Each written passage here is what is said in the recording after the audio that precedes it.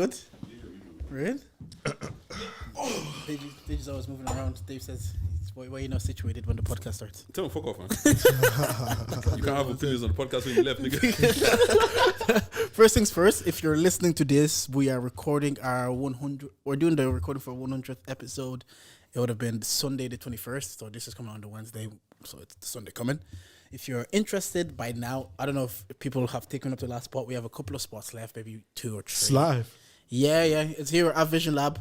So we're just gonna have maybe 8 to 10 people in the studio with us, all contributing to the conversation, talking, going through the topics with us, having a back and forth, games. Fiona versus Dongo on the quiz because they think we cheated and they're complaining. So giveaways, merch, just to celebrate the 100th episodes of Charger.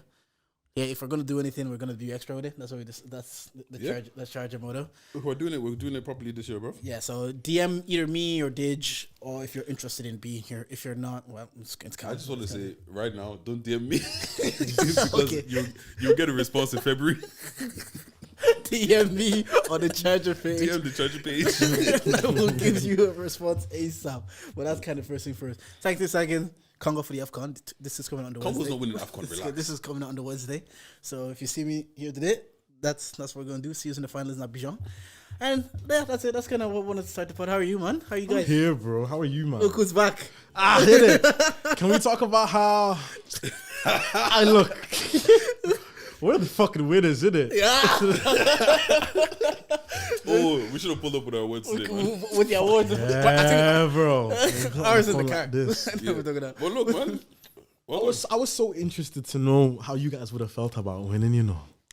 We have a whole episode about it. We convinced ourselves we won already. Live-o, okay. Yeah. I mean live-o in the minute. Oh, I'm sorry, I could not imagine you giving a flying fuck in that scenario. He wasn't going to do the speech, he told me already. You weren't going to do it, no. No, because the thing is, funnily enough, like I said, we had convinced ourselves that we had won like a month before. Yeah. So going into there on that day, I was already, like, if I was there, I should wasn't there. What if you did? Okay, if you were there and we didn't win, what would you do? It's cool, like, it's not a beef thing. Nah, storm the stage. Yeah, it is.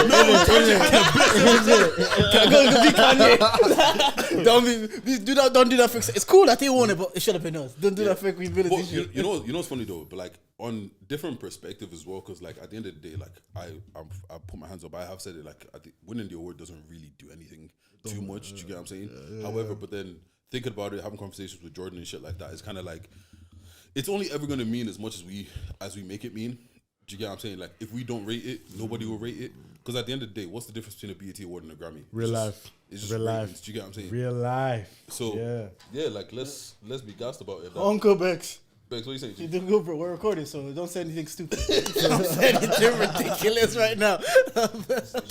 You're the king of saying ridiculous stuff. Don't mind him. Let's call out the whole 15 minutes. But yeah, so that's why it's kind of like once we kind of change that perspective on it, like it only is ever going to mean as much as we make it mean. Yeah. And like also once again, like when's the next time that a lot of us are going to win awards for podcasting, especially, or even bro, artist of the year, bro. Like let's be legit. Like when's the next time you're going to win? The next time it's a long way away, you know. Yeah. What? Talk to me. How did you feel when you won it? Because I've said it on if you listen to the podcast of the year episode, I said I was pleasantly surprised to see you win it. Because when you see the names on the ballot, you see Cello, you see Officer, automatically you think with the popularity, and to be fair, not just popularity, with the body of work that they've put down, you're like, okay, everything in under one umbrella, it's gonna be one of them. So I'm at home and I see, Fortune 1 Artist of the Year. I'm like, but I was biased towards you because we had a moment in that year. We had the last episode in them. You know what I mean? Because we had a moment. So I was like, I'm biased towards Fortune because we shared a cool moment within the culture. So, but how did you feel? I feel, and I really feel like that's what it came down to, was my little cool moments that I've had with enough people. Like, because it's like you said, I was like, okay, Officer, like put man on at some stage, like 2018, 19, he was the face of Irish music. Irish rap, black Irish rap. And then you've got Cello, who's like the new gen face with the Dublin. Representing us with Rio Ferdinand and Eminem. And I'm like, on a year basis, when it comes down to 2023, I win every day. Balance of why. Yeah. When it comes down to your capability in the artist themselves, I do feel like I take that conversation and I take that competition And it's one of the few things that me and Five was talking about on the night. Nothing to do with either of those guys specifically. Because like we said, we just named reasons why they're both contenders. But, and it's similar to what my man said on this other interview. We shouldn't let juiced up athletes talk about sports. And this is the thing of coming down to the artist and then the team around the artist. The artist's own outsource and input into the community, and then what comes out of such. I was like, it's fantastic to take a name and take it worldwide and do everything along the lines of the sorts, but something I've been talking about with the likes of Jaff and people who have been in Ireland, done a couple of things around London, UK, US, everything, and it's like, we're seeing the same issue. We found out that in 2023, the most underpaid sector of work was the creative arts and entertainment industry. The most paid was something to do with an office, which makes sense. But it's like, you think of anybody who makes it in Ireland, by the time they make it, they're up and out.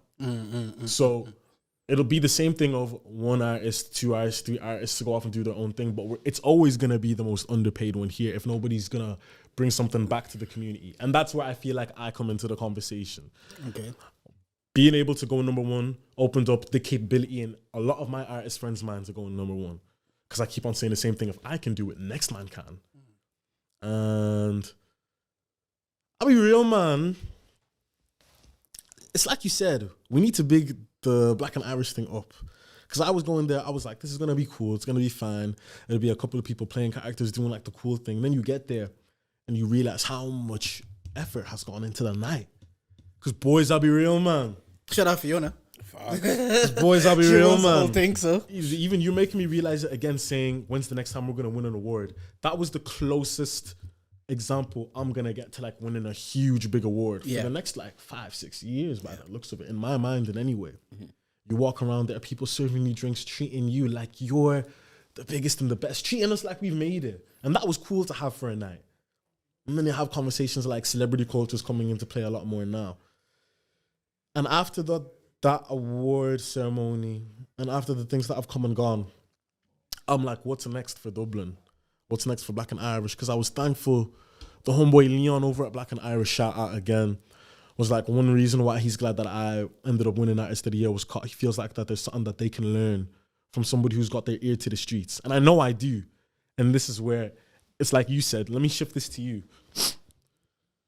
I feel like Dublin's in a really, really awkward like transitional period. Yeah. Where do you man see Dublin right now?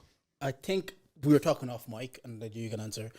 I think we were talking to you off mic about where I've seen. I think like Zeta said it best. Is like 2020. Maybe it was her. 2020. Everybody was in their house, and they're allowed to create, and they're allowed to be creative, and they're allowed to pursue that thing that they've always wanted to pursue. But college was always happening, or work was always happening. But now you're at home, and you're at home most of the time, so you can pursue that thing that you said you kept putting off, and you can do it consistently and give your best. The people start doing 5Ks consistently, just running 5Ks consistently. Right. So it was time to also pursue their creative outlet. So from the work of 2020 and 2021.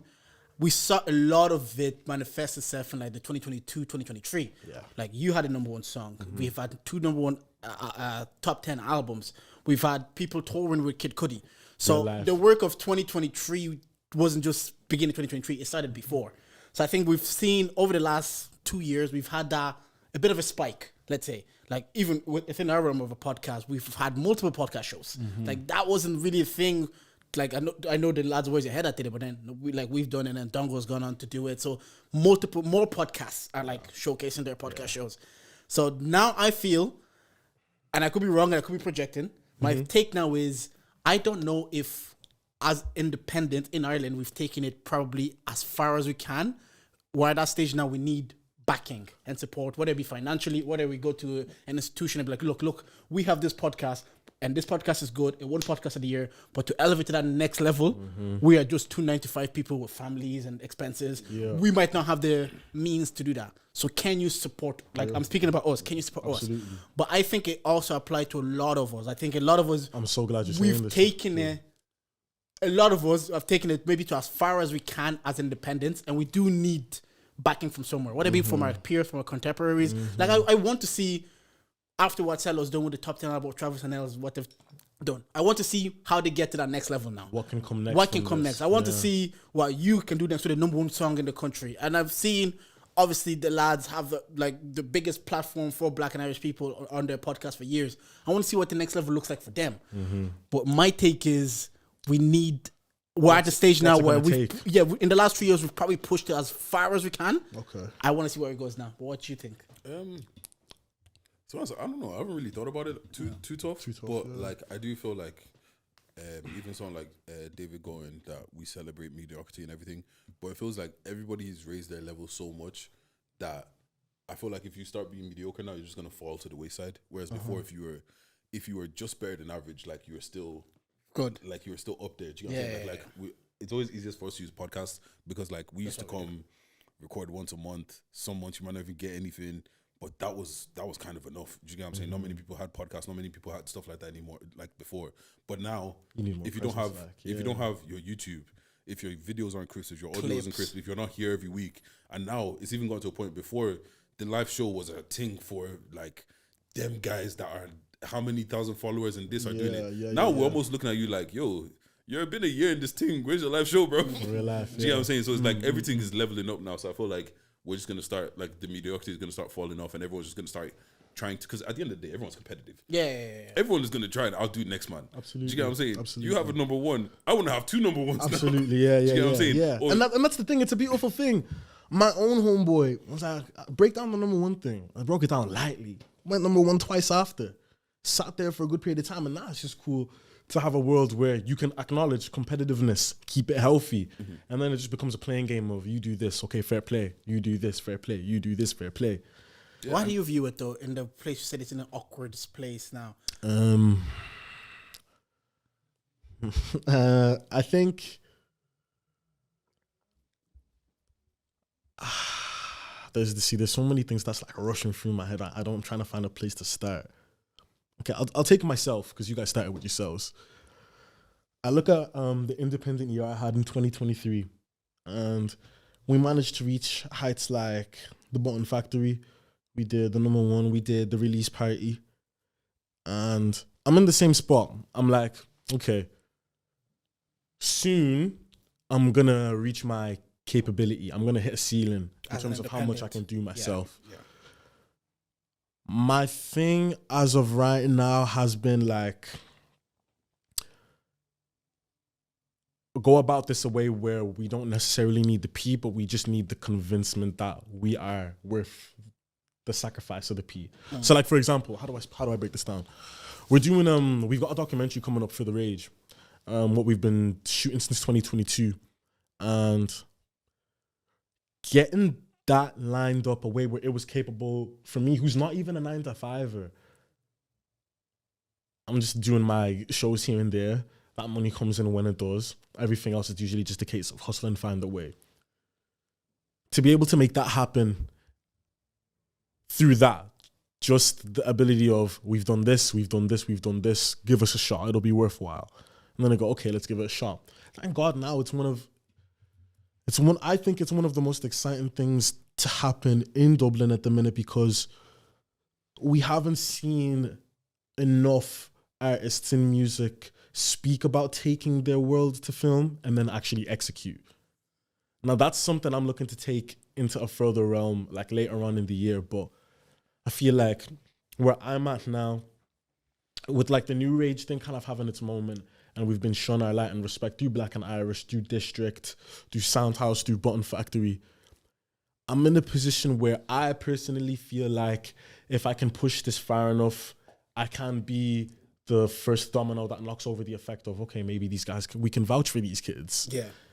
If he went number one, and then he went number one twice, and then he sells a premiere at a venue, and then these guys do another listening party back to back, like maybe there's something we can put money in here. Do you know? And then we could end up being one of the first few countries that finds a way to create healthy deals with record labels again. Yeah. You know? Could be. Because we've seen artists that have been signed and looked after by the record labels. Very rarely has there been any ill will or ill endings. It'd just be a case of let me go do my own thing at this point on. Some people get dropped and then they rise and then they find independency is where the limelight is right now. I think we're in a position where it's time to start pushing for money. Maybe, yeah. It's time to start pushing for, especially. We've had this conversation ourselves. Yeah. Well, the thing is, like, I feel like you can see it coming. Like, isn't it? Bounce and them, man, just did their last event and stuff with Hennessy. What's it called? I'm pretty sure Where's Your Head At worked with Hello Fresh last year. What's it called? People are brands are starting to look at us. You get what I'm saying? Like, and then it's coming. Like it is coming. It might be slow, but like the thing is, you know how these things work. Like it'd be a background conversation for 6 months, and then all of a sudden, just like that overnight. To everyone else, it looks like it just happened overnight. But it's in the works. There's somebody talking to one brand now. Like what's it called? Brands flying out Zeta to go do this, that. What's it called? It's not every day that I'm looking on my time on TikTok and I'm seeing Abib. What's it called with lifestyle sports? Like, but we are saying this. We are saying similar things though. It is there are certain people that benefit from it, but it is a thing that we do need it. Like it is a thing now. We can only do so much, but we need.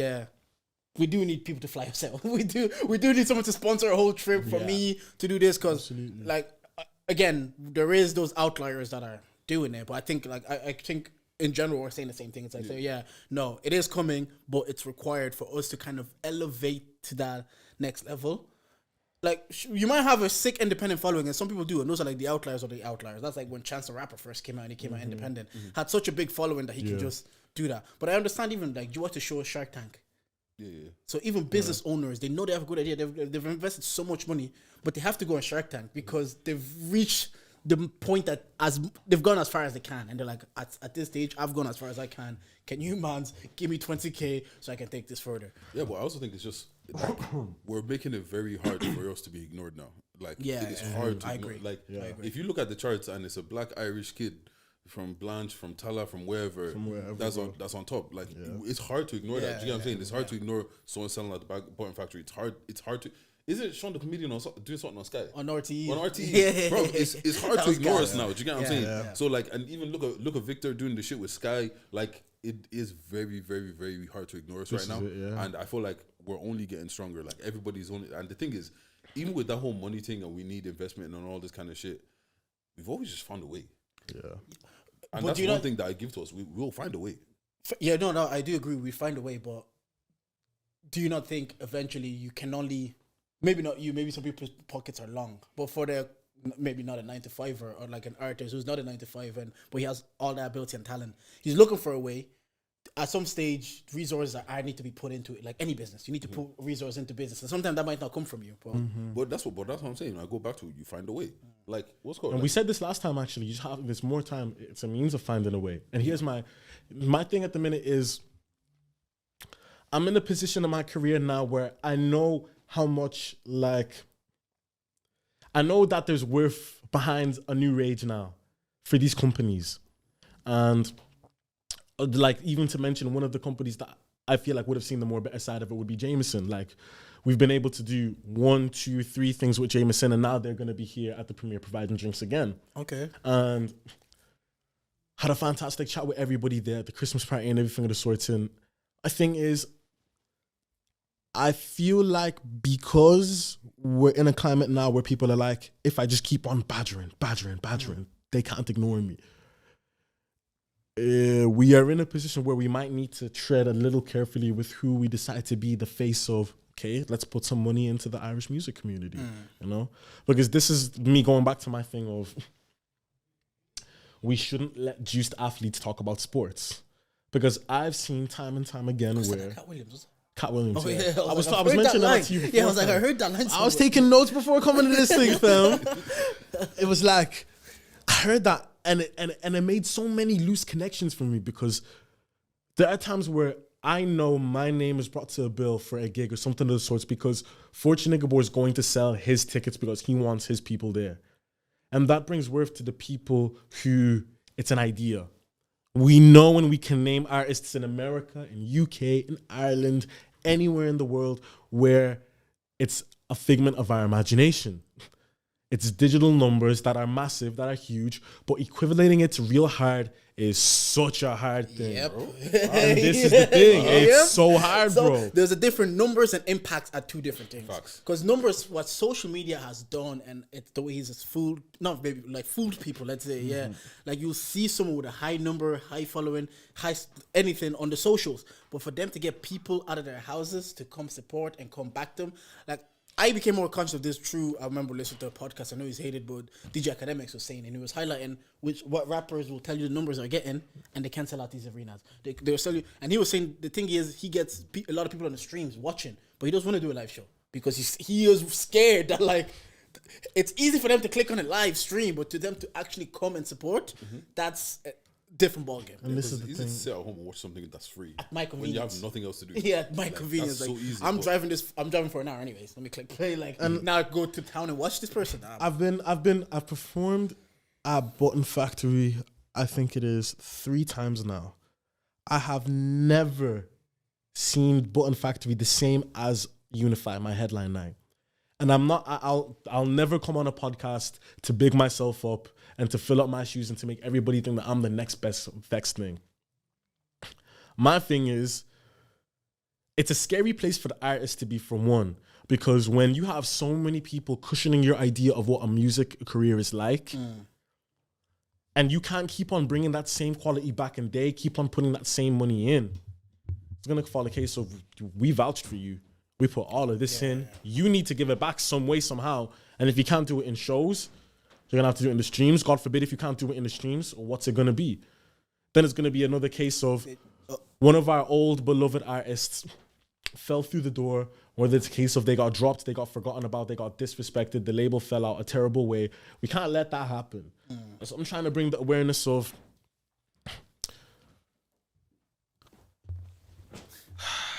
everything's going to be revealed this year, I feel. This year. That's what January's felt like.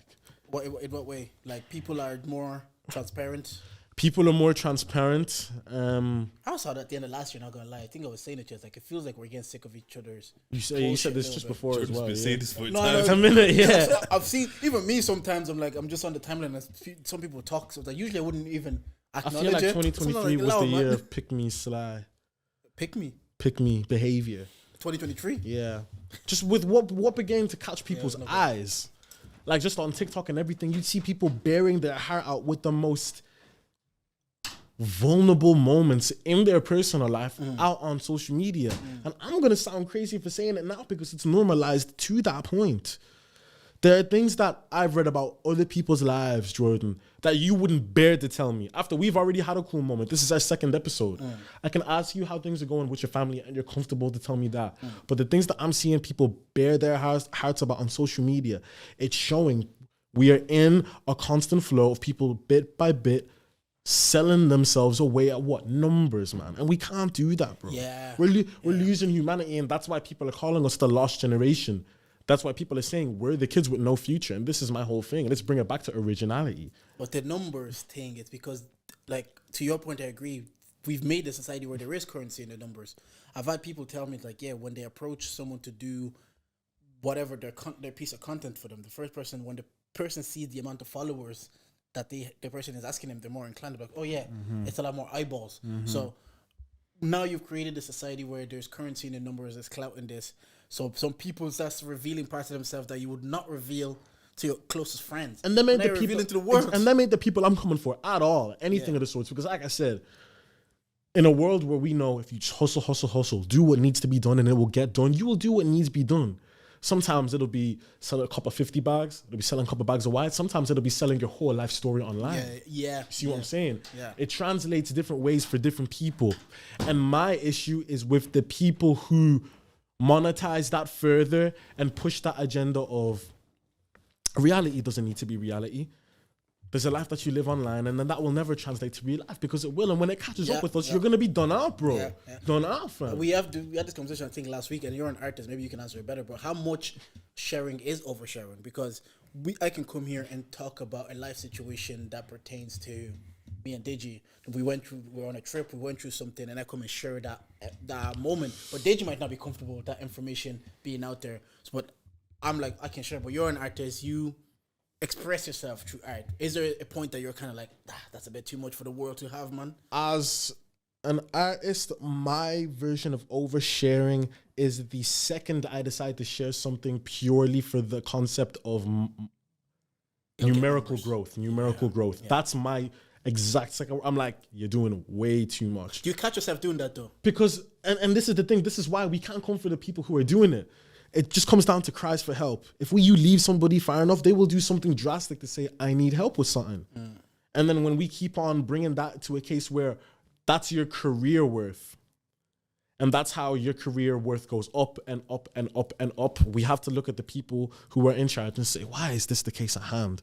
Because way back when, it was just about the music and how much of yourself you put in the music, how much of your soul put into music. But in lots of pure of content, people are going to be like, I'm going to share this story because it'll get clicks or it'll get engagement. And I get what you're saying. Like, if you get to that point of like, if I'm only sharing this so I get extra listens, it's not worth sharing because I'm not doing it for the right reason. Because I've had an episode where I was very vulnerable, but it was never for, oh, Deji, this is going to get loads of listens. It's more to kind of inform people that this is the life I'm going through, and a lot of people go through this, and it's okay to kind of go through. I'd never come here and be like, oh, Deji, I have a story. We're gonna clip it. I'm not gonna lie. The podcast would look very different if we did it for that. Do you know what I mean? Very different, yeah. Like, so I'm just gonna be hyperbolic because I know that's what's gonna go off. And there is times where people are like, say, yeah, no, maybe you guys do play too safe, and we should be a bit more hyperbolic, and we should say certain things a certain way. But I'm kind of like, I don't. It's not. It doesn't suit the way I want to podcast. Personally.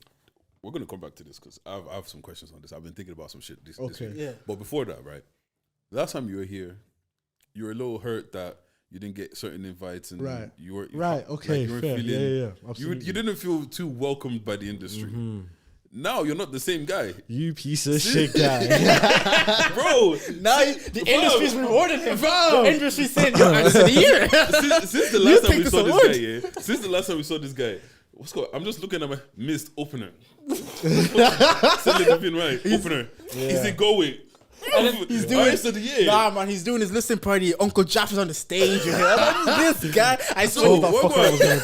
When I first saw him, I was like, you had a solid. And from seeing you on the Basics by clip to having you on the podcast, and then just watching you continuously. And literally starting the podcast with fuck everyone that's not on my side.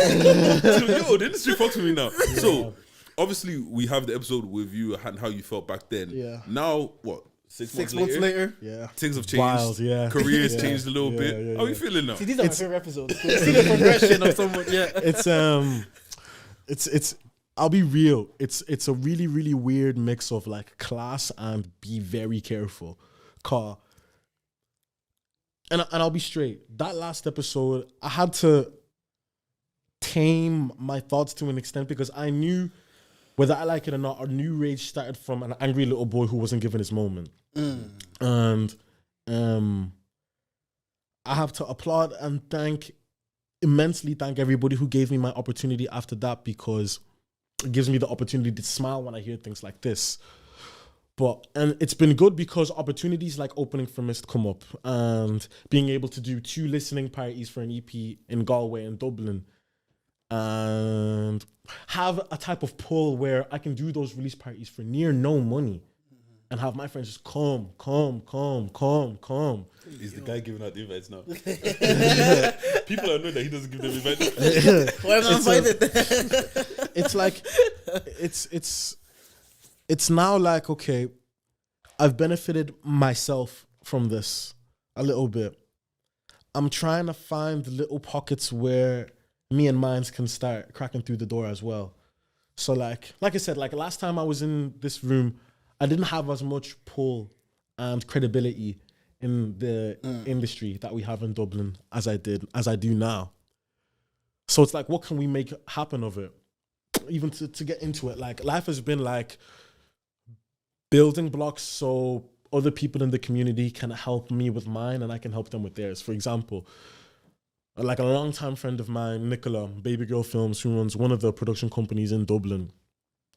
We've been working on our documentary together for the last 2 years, and it's one of the first, I think, production companies that are premiering something in Sugar Club that isn't along the lines of Virgin Media, Sky, Sony, because those are the names that they work with. So now my thought process is, if I can do this a way where Sugar Club can now be like, okay, that went well. If another rapper wants to do a documentary or something of the sorts, we have this as our first reference, so maybe it'll go well again. Is that your responsibility though to be an the opener? And this is where me saying 2024, Dublin, Ireland, myself included, is in a weird transitional period, because I don't want to put myself in a scenario where these are my expectancies. Yeah.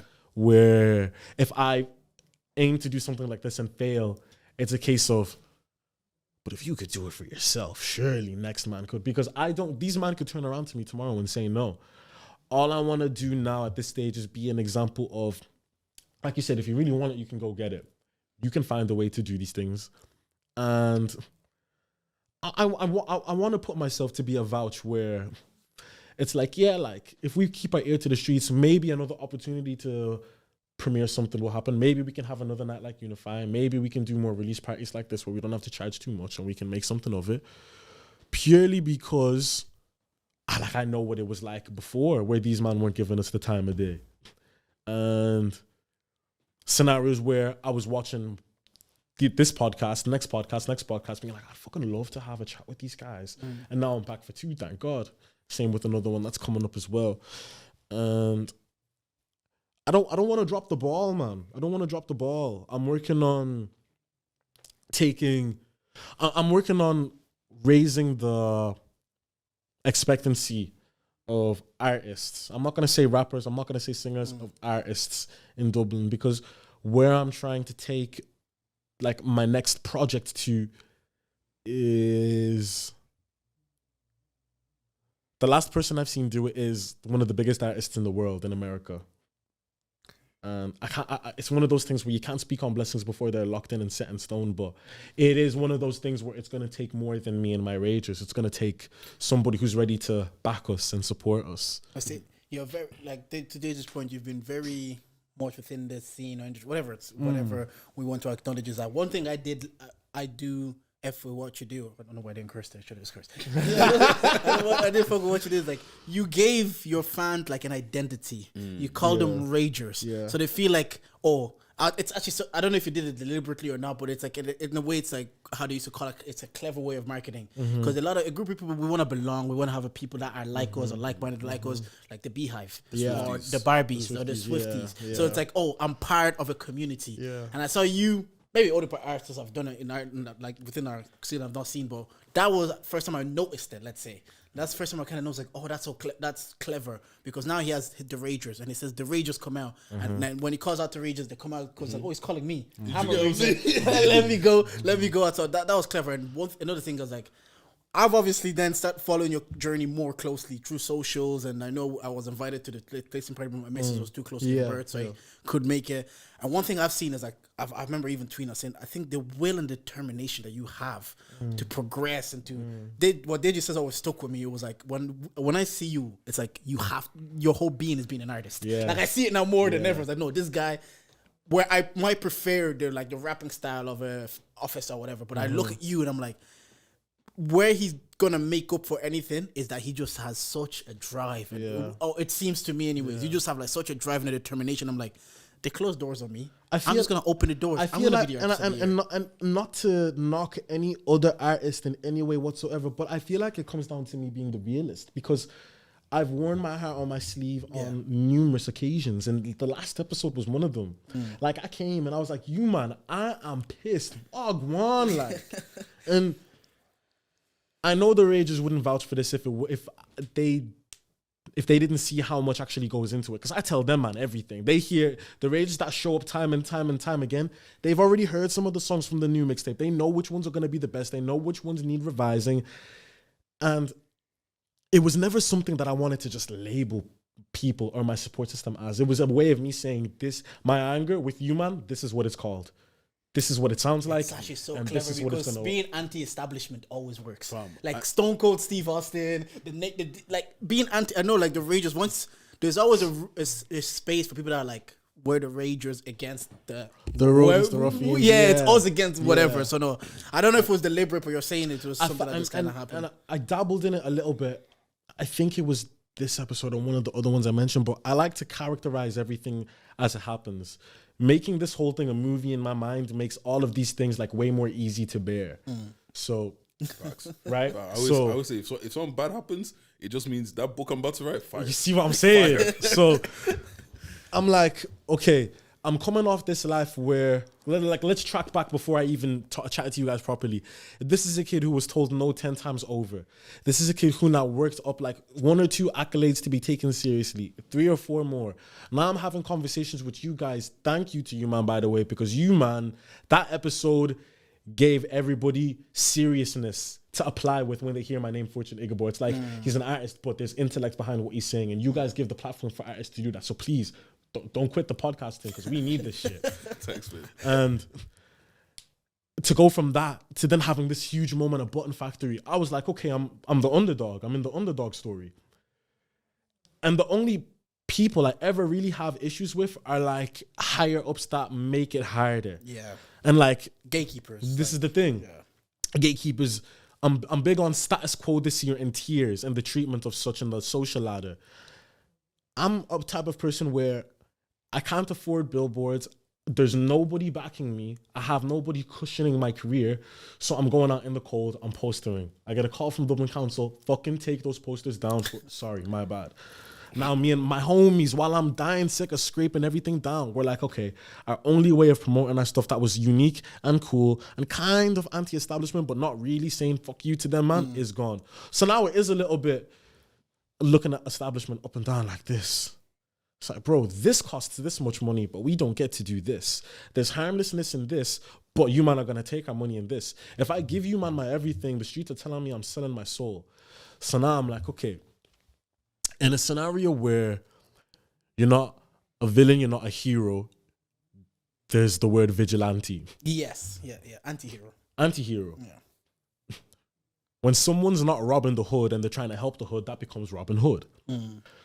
So characterizing this for myself is bracketing. Don't kill me, man. What did he say there? When someone's not trying to rob the hood. Sorry, to say that bar again. When someone's not robbing the hood and they're helping the hood, they become Robin Hood. Okay, I get it. You steal to help use. Did you get that first time? Yeah. Okay. Sorry, man, say I talk too fast, but I'm looking at those are the words that I'm using to keep myself in a steady climb after Artist of the Year. Because we were told last year, it's like, you, man, usually have 2 years in this, by the way, where you do class shit for 2 years and then you're stuck. And I hear it because, again, like I've said earlier, you're like the 3rd or 4th wave of like rappers I've seen. So far, like that 3 year, like they come up and then after that, I was like, well, what happened to such and so? What happened to? That's what I've seen so far. And this like, is I've seen been 2-3 year cycles. Our responsibility as artists comes into play then and there. It's like, you've done all of this. Dublin has given you this much. What do you want to do with it? And that's based on my point earlier. Is like after that 2-3 year cycle, is it a lack of they needed more financial backing to elevate to that next level, or is it a lack of no, this was the ceiling within this space? And I don't know yet because we're very new to a lot of this. So everything's still very new to me. So I'm like, oh yeah, maybe after a 2-3 year cycle to really elevate to that next level, you do need an investor, let's say, to come in and be like, And you know bro, what, I'll be real with you, man. I'm gonna say this because you might even mentioned it in the likeliness of yourselves. I've been around specific tables with specific man who curate specific bursaries and fundings, whether it be drinking companies, whether it be the councils or wherever. The streets are saying their budgets are going up. So all we apparently have to do is ask. Yeah. Come with a best plan. Don't worry. We've been having this conversation. And I think that's why I always go back to, if you really want it. Like your responsibility as an artist, how much do you want to put fair enough. this? Maybe that is fair. Yeah. Because what's called? Remember I was telling you about. Remember who I was telling you about, the camera guy. Yeah. What's called? For him, he didn't really. It's not like he had a bare piece to start off with, or he had anything like that. He just knew. All right, I'm gonna do some research. Oh, these men are giving away money, and all I've got to do is that. Calm, give me that. Grab the quick 5 bags here. Grab the quick little thing there. Grab the little thing there, and then all of a sudden he got it. Do you get what I'm saying? But at the end of the day, if we like, and I'm gonna say, I'll put my hands up. I'm a big man for this. Like, there's certain shit that I could have applied to. I could have gone for. I'm the same. Do you get what I'm saying? Like, even take it back for something that everybody can relate to. If like the leaving cert. How many people apply for the DARE scheme or whatever? Yeah, I didn't do that. Do you get what I'm saying? That's an easy 30, 40 more points I could have got. Forms are annoying though. I think that's what it is. You're filling out forms. I know. It's so annoying. But let me introduce the podcast. Wait, before we introduce the podcast, Oh yeah, maybe you want to circle back to something. No. We'll do that after we introduce the podcast. I want, because I've said to everybody but you, I feel like you, man, like when I look at you and the way like you've labeled the rages and everything, it gives cult-like following. Okay. Like, you know, Tyler the Creator back when he was doing Golf Wang, like it gives that kind of vibes. Was he there at that? Shit, were you there is the question. Tyler the Creator created the Golf Wang. No. Do you know what it is? I did my homework later on. Odd Future. I did my homework on Odd Future. Yeah. Why? Oh, that was such a movement, man. What I just mean is certain people, like there's people that have fans, but then there's people that like it doesn't matter where they go, who like where they are, their fans are just core. You know, I even say low key the same thing about J. Cole. Yeah. And the way you're saying like, yo, my ragers know everything, like they've heard songs from new tape, like. People like J. Cole, like when he was coming up, he was doing a lot of college tours and everything. So like he gained a lot of his fans from college, and they kind of grew up with him. So now when he's 10 years 30, later, 35, I'm 30. I grew up with J. Cole. Like I remember the first song I heard was "Lights Please," and he was talking about how he wants to be intellectual with a girl, but she's just trying to have sex. And then I obviously I kept listening. I'm in college. I can't see J. Cole, but 10 years later. I got money now. I got money. Like all his followers that started with him, they're the people with money now. It's like, oh, if J. Cole pulls up, doesn't matter where in Europe, I can get there. As long as in the vicinity of Europe, I can get there. So that's what I feel like is gonna happen with you in terms of like, thank you, you see how you're saying like, yo, like when you chat about them, you're chatting about them as if they're your team.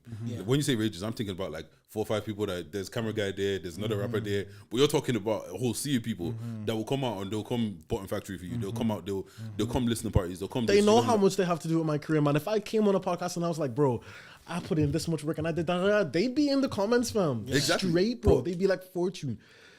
Everything.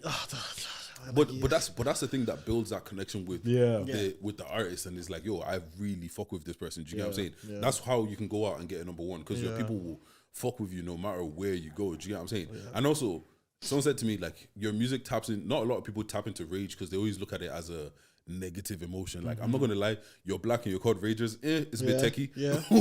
But, and I'll circle back to that in 2 seconds. But no, man, I just want to give you your flowers. Like keep building that core. It's gonna. Those, like we said, it's hard for you to get people, like it's easy to have listeners, but have people that will come out and ride for you no matter what. People that know that words to the song before the song has been officially released. That's not an audience that people get all the time. Do you get what I mean? But yeah, back to this rages thing. We'll introduce Spot. Oh, sorry. Like that exactly what you said. A black man and he's calling this thing as rages. You don't know about it. Is the story of my life right up until 2023, because that convincing that, selling that pitch as a black man to your fellow black men, they'd be like, bro, when you see the way I dress, you look at the way I'm wearing my things on stage, it'd be like, you want us to back you in this get up, brother. And I'm like, nah, but the thing is, I'd be like, bro, certain things you do for provoking the streets. There's certain things you do out of looking for a spark of inspiration that you can inflict amongst people.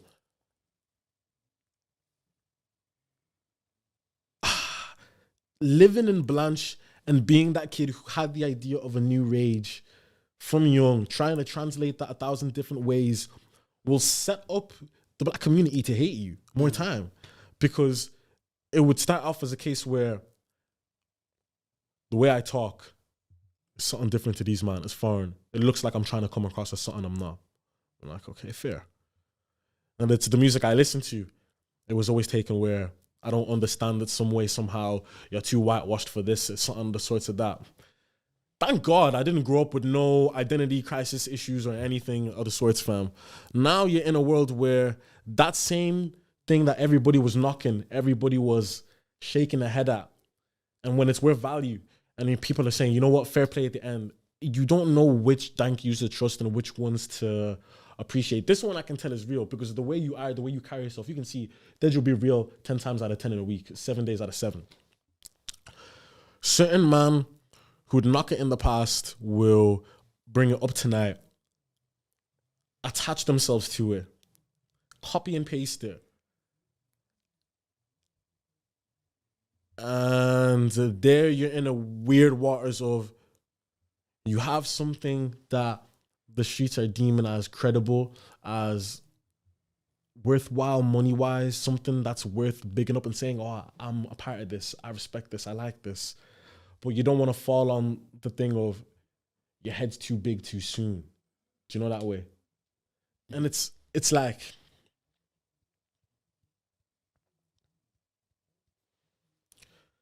a rager, thank God, doesn't look a specific way. It's not like 9 times out of 10, when drill came up, you knew what somebody who listened to drill looked like. They painted a stereotype around us. I've created something where they can't paint the stereotype, but I had to go through that first. And it just circles back to the thing of the book I'm writing is going to be vexed, because going through that slating and that bullying to now I have a community of people where there is no set color, there is no set style, there is no set creed or anything of the sort. It's just people who have been shunned coming together. I'm like, yeah, we're doing okay. We're doing all right, and I'll take that. Yeah. But fam, introduce your pod, bro. Let's introduce the podcast. Anyways, we're here. We are charged. Bang, bang. This is the podcast with the highest level of analysis the culture needs. I'm Daddy J, but you man's call me Jordan.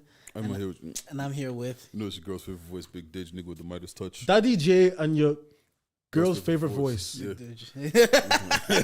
I was Uncle J before, but I'm a dad. So Let's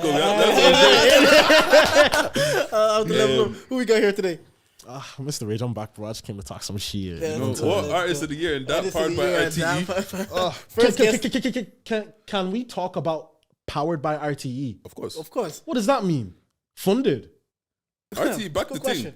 What's called? It's a good question. Apparently. Good question. Apparently. Fam, there was some big people in that at the award show that nobody was chatting to. The heads of RTE and that were at the award show, nobody was chatting to them. Now here's the thing though. How many of them was even being... I feel like... Should we do the quiz first and then talk about this? Do you wanna?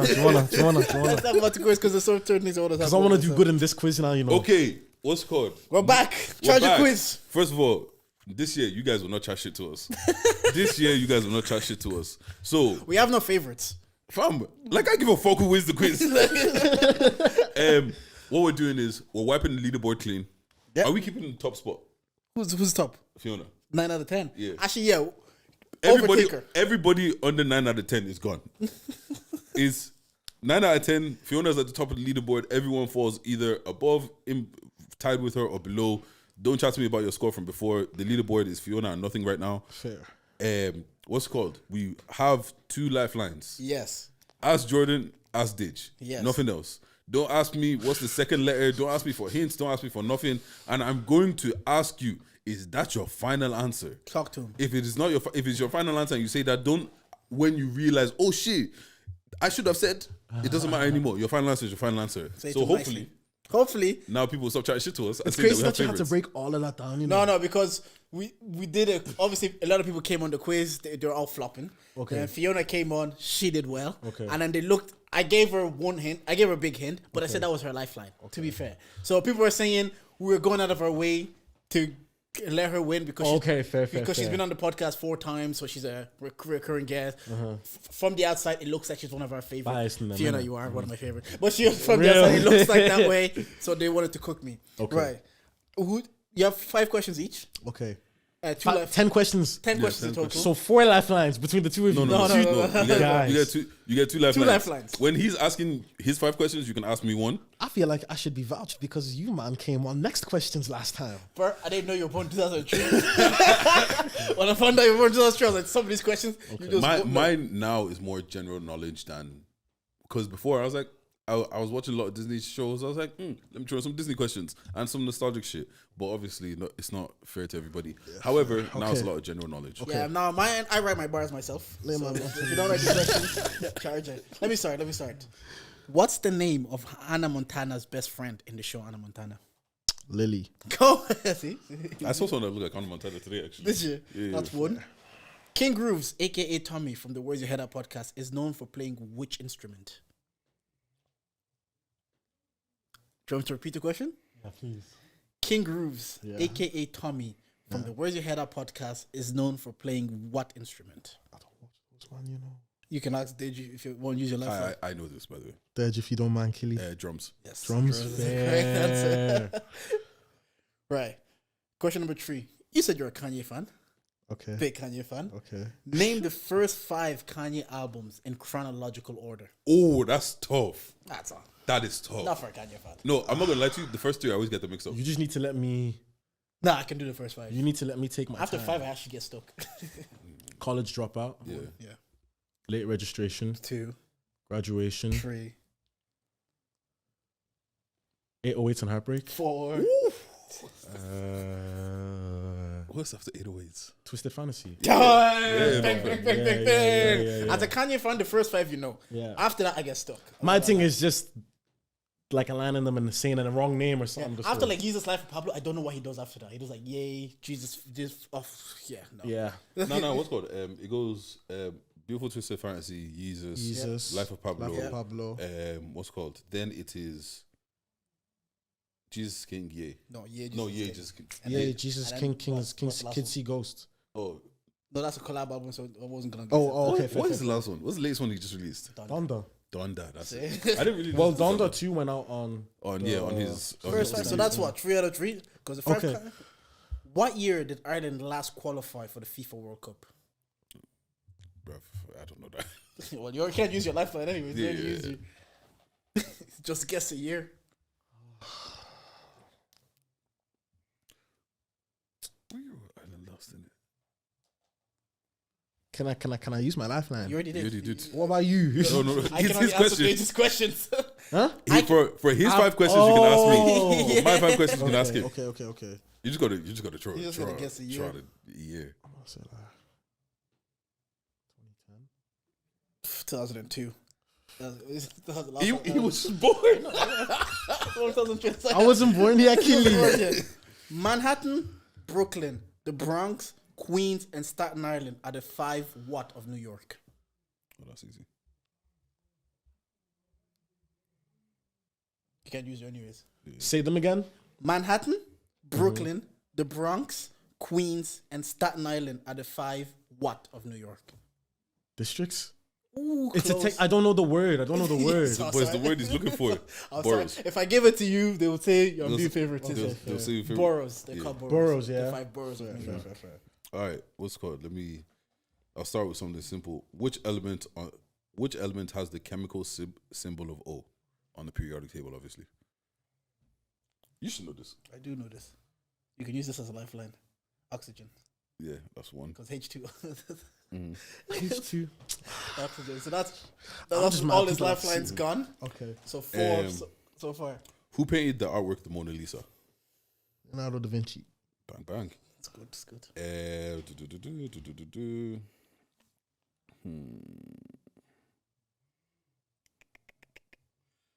What's the largest ocean on planet Earth? Pacific. Bang, yeah. What's that? That's 2 questions, yeah. That's what that one, you So know. that's 3 questions. That's 3, yeah. That was the oxygen. He just Yeah, got that's Leonardo 3. da Vinci and Pacific. Yeah, 3. Which planet is known as the red planet? Mars. Yeah. No, I was gonna, if I was gonna guess, I would have guessed Mars as well. Last one, another chemistry question, funnily enough. I don't do chemistry, Don't fam. worry, this one's alright. Okay. What's called? What is the chemical symbol for gold? What on the periodic table? What is the symbol for gold? G in it. Nah. Bro. C. It's What A- is it? It's AU. So what's that? You got 3 for you? You got. Yeah, 3 for me. Oh, is that why my man has the vodka? That's AU gold vodka. Ah. Ah. I didn't make the connection. I knew. I was today years old. I didn't make that connection. Wait, so how many? That's of all. mine- That was the 5 questions. No, but how many did mine? I got 2 wrong. Oh, you got 2. So 3 for me. 3 for me. All right, 6. so not bad. That was fair. 6 out of 10. 6 out of 10. Fair. I got 4 wrong. 6 out of 10 is a solid score. Yeah, yeah. Just, Okay. Currently, you're second on the leaderboard. Well, there's the leaderboard's only. Let's You just wanted have to second, make bro. me. I don't like you, man. You didn't need to do that, brother. Okay, so this week, yeah, This guy's funny. I'm gonna ask a random question, and I'm gonna go back to why I asked the question. Right? Yeah. Is there anything you're willing to go to jail for right now? willing to go to jail for right now. In the context of for growth? Not growth. Anything. Is there anything that is like, if I do this, I will go to jail, but you're fine with it? Well, yeah, but Yeah. Okay. If you harm somebody I love and I hurt, worst case I scenario. return that, I'm willing to Okay. go to jail. What is it like? You don't have to give what it is, but you're willing. There is something right now that you'd be willing to go to jail for. No. Okay, perfect. Oh, this works out perfectly, right? Okay. So I've been thinking a lot about consequences recently, and how far is too far, and what is worth it. Do you get what I'm saying? Because there's a lot of times in life where you could do a lot of things, but at the end of it, is it really worth it? Do you get what I'm saying? Yeah. Like, how many times have I seen videos of someone saying that they got in a street fight, things got a little out of hand, one thing happened, two things happened, the person's killed, now they're 15 years in jail, and it's like, it was never worth it. Do you get what I'm saying? Yeah. So it's kind of like, but at what point is it worth it? Yeah, no, I get what you're saying. Like, at what point is it worth it? You know me, I'm a big advocate. As an adult, there's no point to fighting. Yeah. There's no real benefit as a grown man while you're fighting. There's just your ego taking over at that stage. Absolutely. But there is a point where you might need to fight. Say if I'm with my missus and someone's trying to put a harm on, like do something to her, and I might need to fight in that situation, and it might go left. And was it worth me defending my partner? Maybe.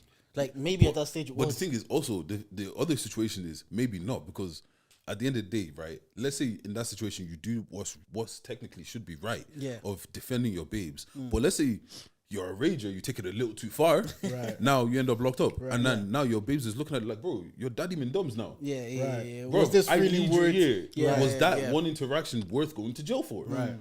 And let's say it's a... But I it's think a the 2-year interaction babe. wasn't with intent for the worst possible scenario. But it rarely ever is. Yeah. You rarely ever go into situations of like, this is going to turn out the worst possible way it could turn out. You get what I'm saying? Right, so in that situation, then granted you didn't intend to take it that far. Yeah.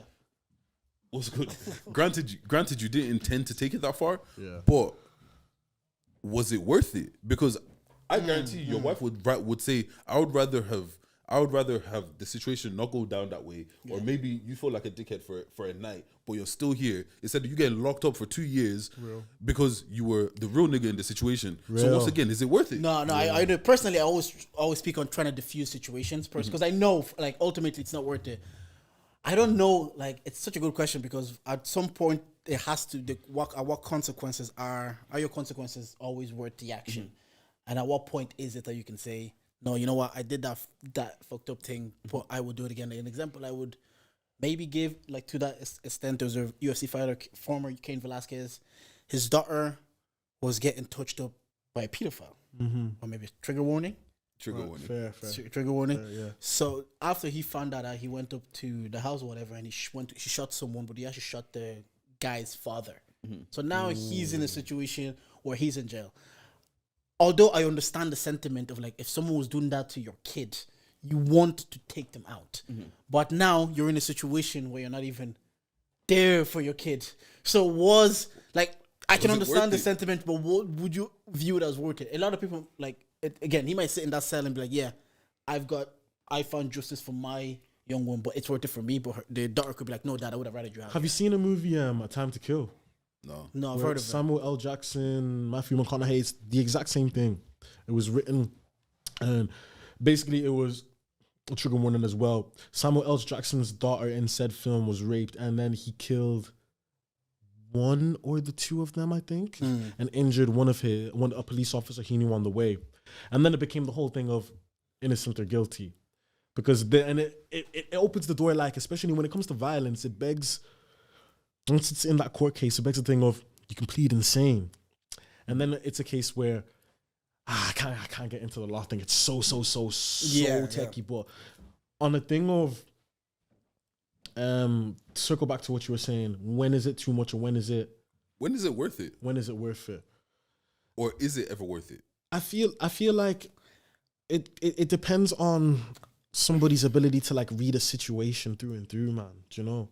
Because you're somebody who would be able to have a thought process in a scenario where if somebody's starting on you in 10 seconds, even in a scenario where somebody was starting on you and your family, somebody was starting on you and yours, you're like, this could be a 10-second thing. I could kill him or he could kill me, and this would all be done with. But it's just a case where, is it an ego thing? Is it a case where we need to work on deflating our ego? Well, I think the only scenarios of worth if you save the life. If you save the life, a loved one's life, and maybe took another, I think that's worth it. I think that's worth it. The thing is, I think that's worth the consequences. The difference is if your life is directly in danger, if the life of somebody I care about is directly in danger, and it's either the life of the person I care about versus your life is gone. Like, I'm so sorry to say in that case, it's worth it. Yeah, in that case, it's worth it. But very few times. No. Do you get what I'm saying? I agree. Because backstory, right? For me, I'm not someone that feels the anger or rage very often. Like I don't. Like, do you get what I'm saying? Yeah. From young, I think I had anger problems when I was a kid, right? And since then, my mom has prayed it out of me, and always, no matter everywhere I go, it's your Deji, it's not worth it. Deji, leave it alone. Like, if someone tries to fight you, just leave it. So it's kind of like I've been hearing this over and over and over again for 20 something odd years. Do you get what I'm saying? So like for me now, in most situations, even sometimes someone be like, "Oh, Deji, man, he violated or whatever." I'm like, is it worth it though? Yeah, there's a situation that happened to us that you looked at me and you told me it's not worth going outside. Bro, it's like, there's like, and then after you said, I was like, yeah, there's no benefit that can come. There's no good that came from that situation. I remember you very just holding me and saying it's not worth it. That situation spewed nothing but negativity. It was like what would have spun off. I could see it already. What would spin off from that situation is crazy. Yeah, do you get what I'm saying? But yeah, so in that situation, I've always like now it's gotten to the point where it's not worth it. It's always my go-to. Do you get what I'm saying? If someone skips me in the line, for the most part, bro, like at the end of the day, I'm like, because at the end of the day, right, I don't have emotional regulation too well. Like, I'm either 0 or 100, and that's with a lot of things. So like, if I'm getting pissed off, I'm getting pissed off. Do you get what I'm saying? I'm not getting let's fight. Do you get what I'm saying? And also, I'm not someone that I don't understand the concept of fighting.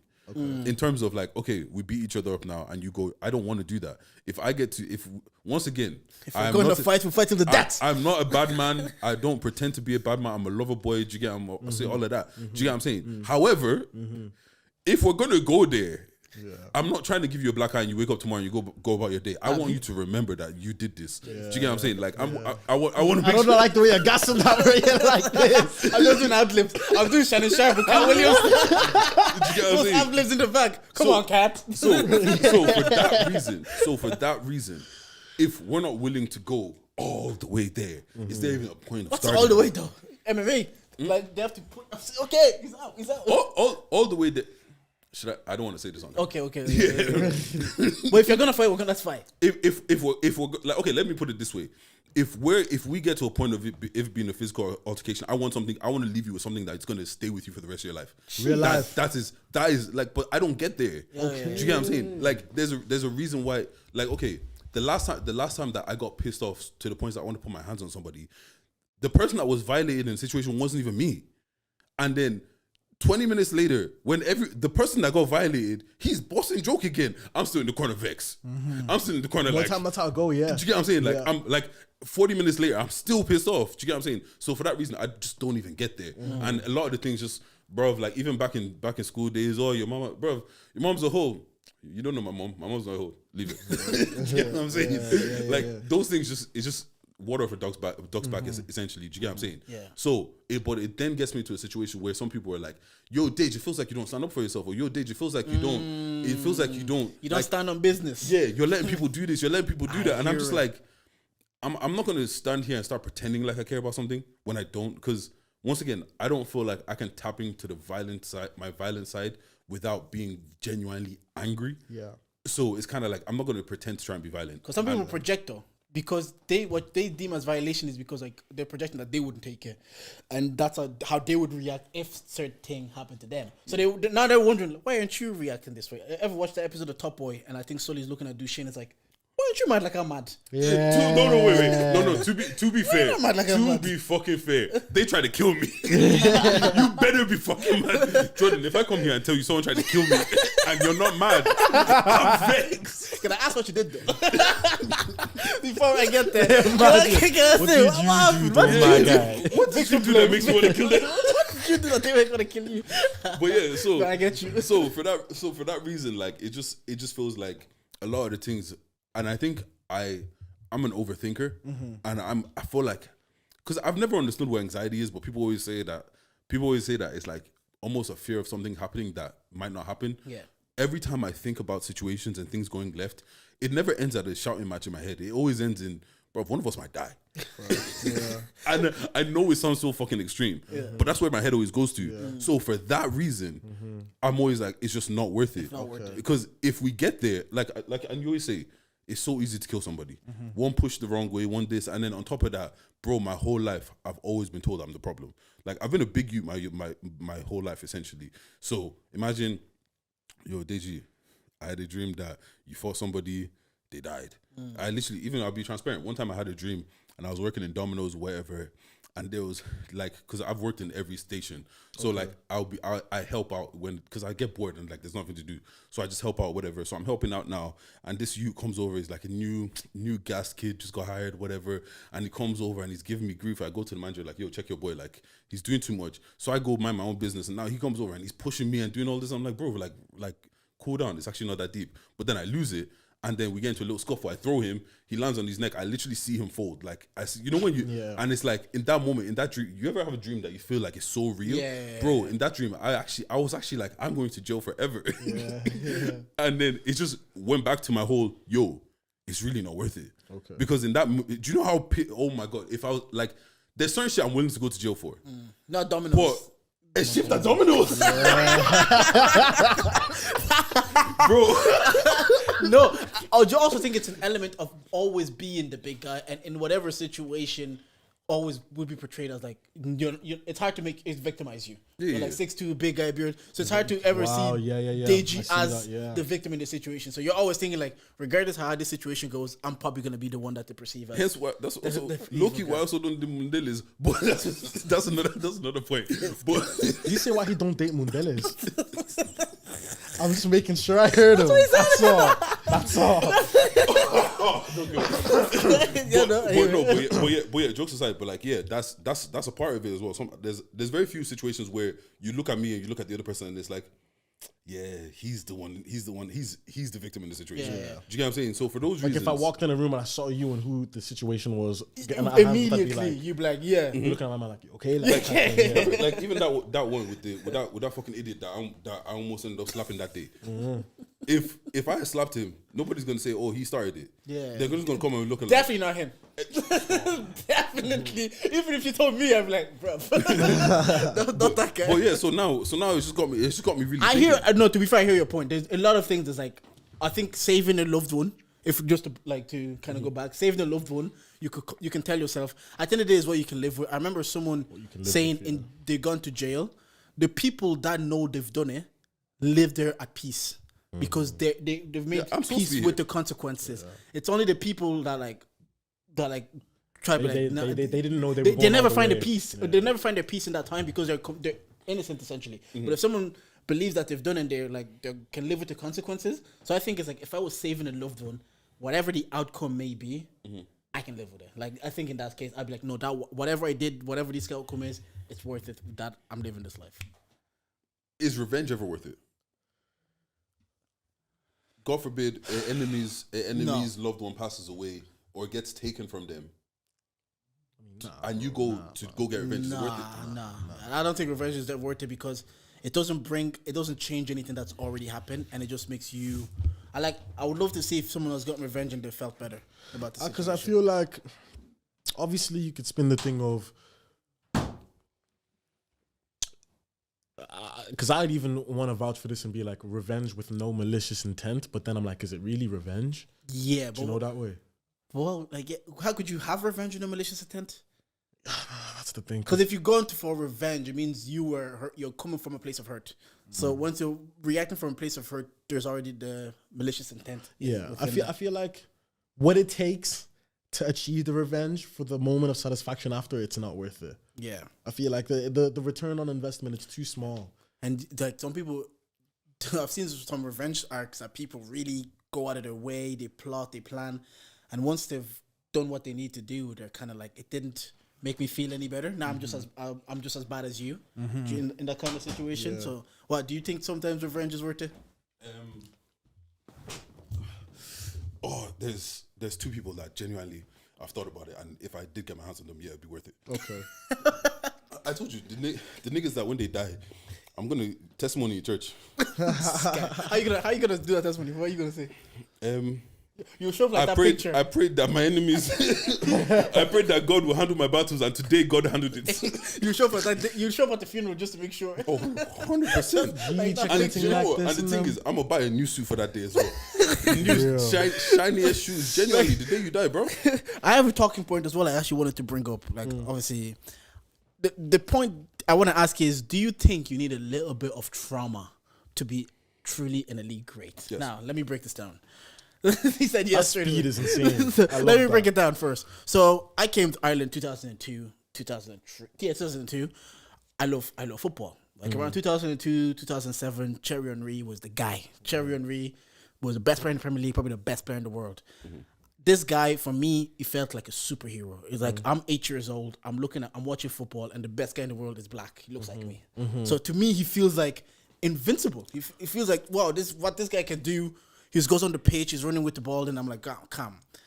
I look up to him basically all my life. Like, I support Chelsea, but Henry is probably my favorite player of all time. Like, if I had to say pound for pound who's my favorite player, it's probably Thierry Henry.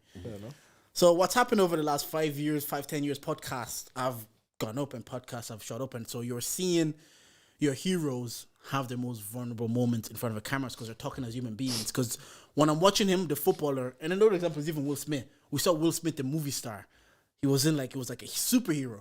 And now he's sitting on the Red Table Talk talking about how August Alsina was blowing his wife's back out. Yeah. So you're kind of like, and talking about his marital problems, it really humanizes Will Smith. So you're kind of like, wow, this guy had 8 movies in a row doing 100 mil. He felt like he wasn't real. But he's a very real human being. Then Thierry Henry sits down with Steve Barley and he's doing Diary of a CEO and he's breaking down his life. And he's talking about how all his life, despite his success, despite everything, he just wanted to please his dad because his dad was hard on him, because his dad was tough on him. He could score 6 goals and his dad would be like, yeah, but you didn't do this. Yeah, you didn't do this. So he had a fractured relationship with his dad, which essentially, like this guy was winning World Cups at 18, 20, like he was doing everything early. So that fractured relationship or that damaged relationship he had with his dad, seeking the approval consistently, helped drive him to greatness. It helped propel him to be like, I need my dad to be happy. Because Steve Barley is like, yo, you're winning Golden Boots, you're winning Premier Leagues. He's like, yeah, but I just wanted to please my dad. Nothing mattered but his dad's joy. So there was a bit of trauma there that kind of drove him to be there. So people then, obviously, it was a conversation on Twitter. We started glamorizing, let's say, for lack of a better word, the bit of trauma that you might need. Because then they start saying Steve Jobs, that happened to him. Jeff Bezos, happened to him. LeBron James didn't have that. Thierry Henry. Like, there's numerous examples of the lack of a father created a drive that elevated to greatness. So I want to ask you guys, like after that story, do you think that yourself, that you need that bit of trauma in whatever capacity to truly be great? I feel like you can get somewhere without, but that edge, your reason, is what separates like casual people in the career to the elites in the career. I feel like it's not a necessity to achieve greatness, but you need to decide where your final checkpoint is, where you're like, I'm done. Because he could have done his 6 goals and his dad would be like, higher than be like, yeah, but I just fucking did it. Bro, I'm 18 at the World Cup. I don't need to be doing any more after this. I've done this. I've won. But for him, it's like, this is my moment of satisfaction.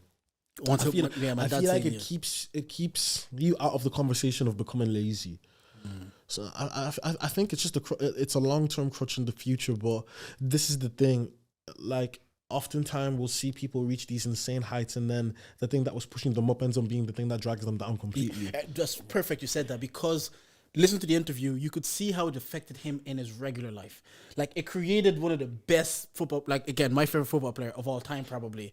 But he's talking about how he struggles to have a relationship with his kids because he doesn't know how to even to circle back again, because I love the fact that you brought up Will Smith. I was watching one of his interviews and he said the reason he became an actor was caught. His very first girlfriend cheated on him. Now, we look at his starting point as an actor. His girlfriend cheated on him. He's like, I'm going to be so vexed And all of these movies, all of these songs, nobody can say no to me in the world. The same thing that brought him up is the same thing that tore him down again. Because where it was a girlfriend that cheated on you over here, it's an ex-wife now, I think? It's the same reason why we're kind of looking at him like... So for me, I feel like... That trauma rears itself in some way again, even if it brings you to greatness. I'm learning a lot this year about dabbling into the madness of things, like things that have hurt us, and falling into the obsession and... Let's say like the dangerous part of being an artist where you become obsessed, you become engulfed and you become one of the greats, one of the elites. But I'm saying now I'm learning how to switch that off at some stage. That's something that I need to keep in my realistic aims for personal growth this year, Carl. I don't ever want to have it be a thing where I've got the house and I've got the family, but me and the family don't talk too tough. That's that way. Back to the interview, that's what he was saying. He doesn't know his kids. To open my thing up a little bit now, like where I found a hard time between the two is, one thing I really, really want to do is I want to be able to provide nice things for my mom. Music was one of the first times I was able to put money towards one of her holidays at all. I was able to send her and my sis Greece. I said, I'll do the tickets, you guys do the hotel, everything will be like cool. So that feeling became okay, I can do this again. If I can now make a couple of G's at a headline, I can multiply that by 10, maybe a house will be on the cards for my mom. That's my thing. But in that, I'm in a catch-22 now where I am spending all of my time thinking about how do I blow so I can do this for me, my mom, my family, my friends. And it's like, I'm out chasing that dream so much, I barely see my mom right now. It's like my mom's become accustomed to me being in the house 2-3 days a week, or I'm coming home late at night, or I'm home all day and then I'm not home at night at all. And it's like, should I be dedicating time to being present in the day, or should I dedicate my time to being mad and being obsessed, you know? Back to Deji's point, there is a cost of greatness. Something's got to give. Something's got to give. So glad you know, this is why because every time I used to be like, bro, it has to be done. Like, no, there's a cost of greatness. This is the thing, yeah. Like at the end of the day, right? Like you said, you could either deal with not being at home and being out 3 days a week, but hold on, you might come back home with that couple of G's, and now I'm sending you off somewhere nice. Yeah. Or I could stay at home with you all the time and we can be chilling and have a great relationship. But then outside of that, we're not really doing too much. Yeah. Like at the end of the day, something has to give. You get what I'm saying? Fair enough, yeah. And like, with what you're saying, yeah. I feel like yes, trauma is needed to become great. And the thing is, it's not even for greatness. Like, look at the person that's been trying to lose weight forever. They go through a hard breakup, all of a sudden they've lost 50 kilos. Crazy, isn't it? Do you get what I'm saying? Wow, like what's it called? Like even Henry, like granted, he like you said, he could have been 18 and been on the pitch and like, yeah, cool, I've scored 3 goals, I've scored 4 goals, everything is cool. But because he feels like I'm not satisfied, I have to do that. So now where someone else is, it's the 88th minute. I'm tired, bro. I don't want to run again. He I'm not finds making that run extra again. drive. He's like, my dad has to see me score. Do you get what I'm saying? I know if I don't do this now, I'm gonna leave this pitch and I'm not gonna be able to sleep with myself. Yeah. Do you get what I'm saying? It's the same way as the pregnant woman that, bro, she couldn't really lift 30 kilos, but her kid is under that car, she's lifting a car. And I feel like, I think it opens, unlocks a certain part. But do you get what I'm saying? So back to your point, yes, it does give something, because then now, when, again, he says that when the football career ends, he has now to deal with Henri the person. The football player allowed him to wear a cape, essentially, that he can hide behind the trauma because he's doing so great. But now when the career is like, yo, your career is over, now you have to be a great person. Now you just have to be now you have to be a great person because you could have been a great player, you're providing, and everybody understands. You score 30 Premier League goals a year. Everybody understands. Now when you're not doing that and you're home all the time, he's like, and he's talking about it, it's like, yo, I'm learning now to be a great person because I never kind of had to. I just got by being a great player, and everybody just accepted, oh, he's that guy. And I was one of those people. Now, the next point I was going to ask is, do you think you guys will recreate situations of hardship, or maybe not trauma, because I think I was having a conversation with absolutely. But how will you recreate if that's not their life? And we know better. Let me make sure I understand what you mean by recreate moments of hardship and trauma within maybe your kids, just because you know what it brings. Within my kids. Yeah. Because you know what it can do. You can, like, is he a bad parent if he created one of the best footballers of all time? Absolutely. I don't think so necessarily. No. And I agree, but some people would be like, the human is flawed, but they actually is great. That's why the kids are soft. I'm so glad you man are saying this, Carl. The homegirl I'm seeing now at the minute, we have this conversation back and forth, Bears 24. It's like just opinions in them. Because 9 times out of 10, our dads were hard on us. Our moms were hard on us. I like to think now we can be like it was within reason. When we see a softer generation, we're like, thank God, more time. I'm really, really, really, really, really afraid of raising kids that are living in an unrealistic world, having an unrealistic idea of how wicked the world actually is.